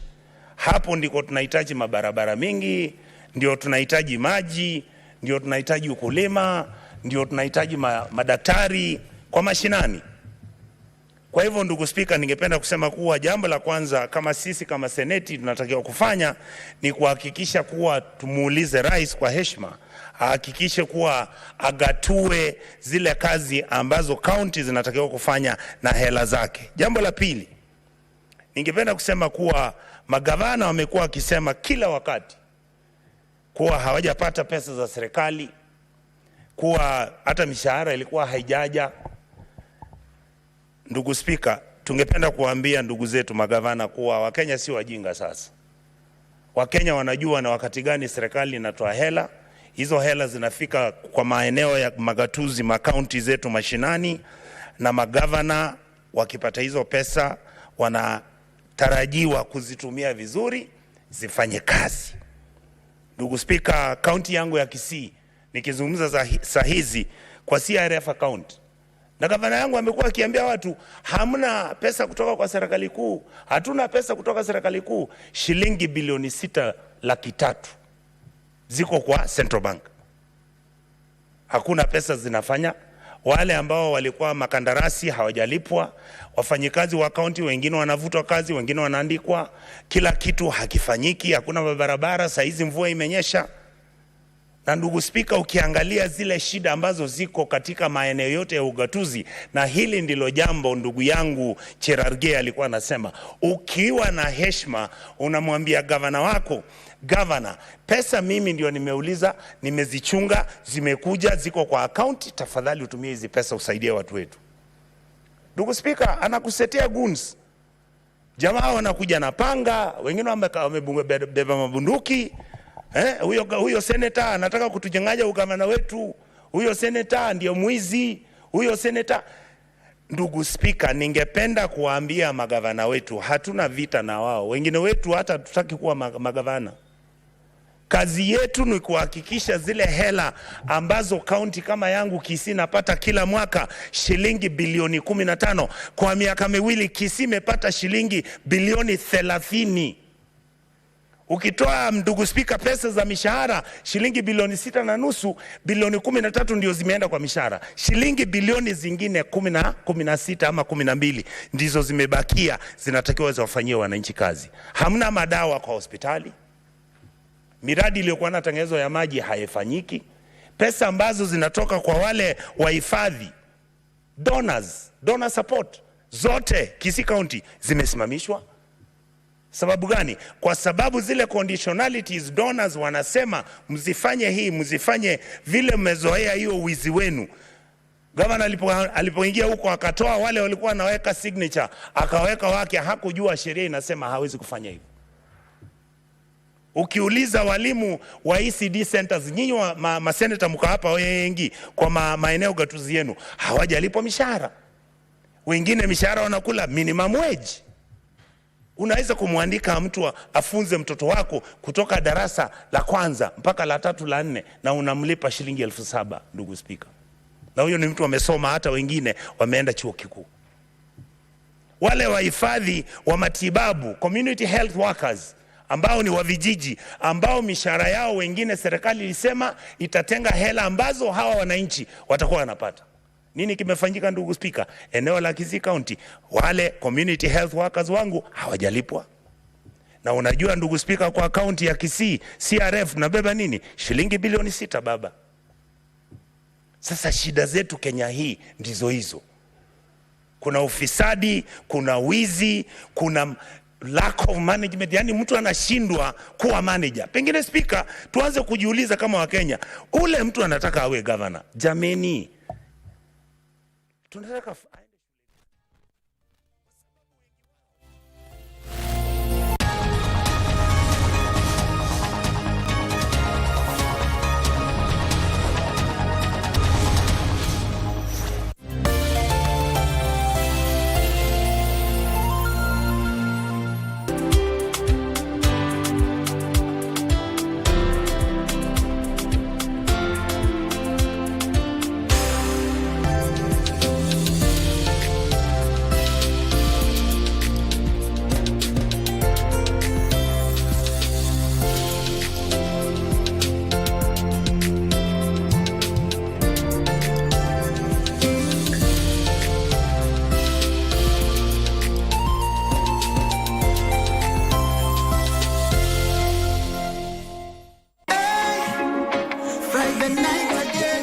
Greetings in the name of the Most High, Jah Rastafari. My good name is Marley Moses, the positive warrior, alongside... Yes, sir, DJ D-Rage, the baddest. Each and every Wednesday from 10 p.m. on KBC Channel 1 TV.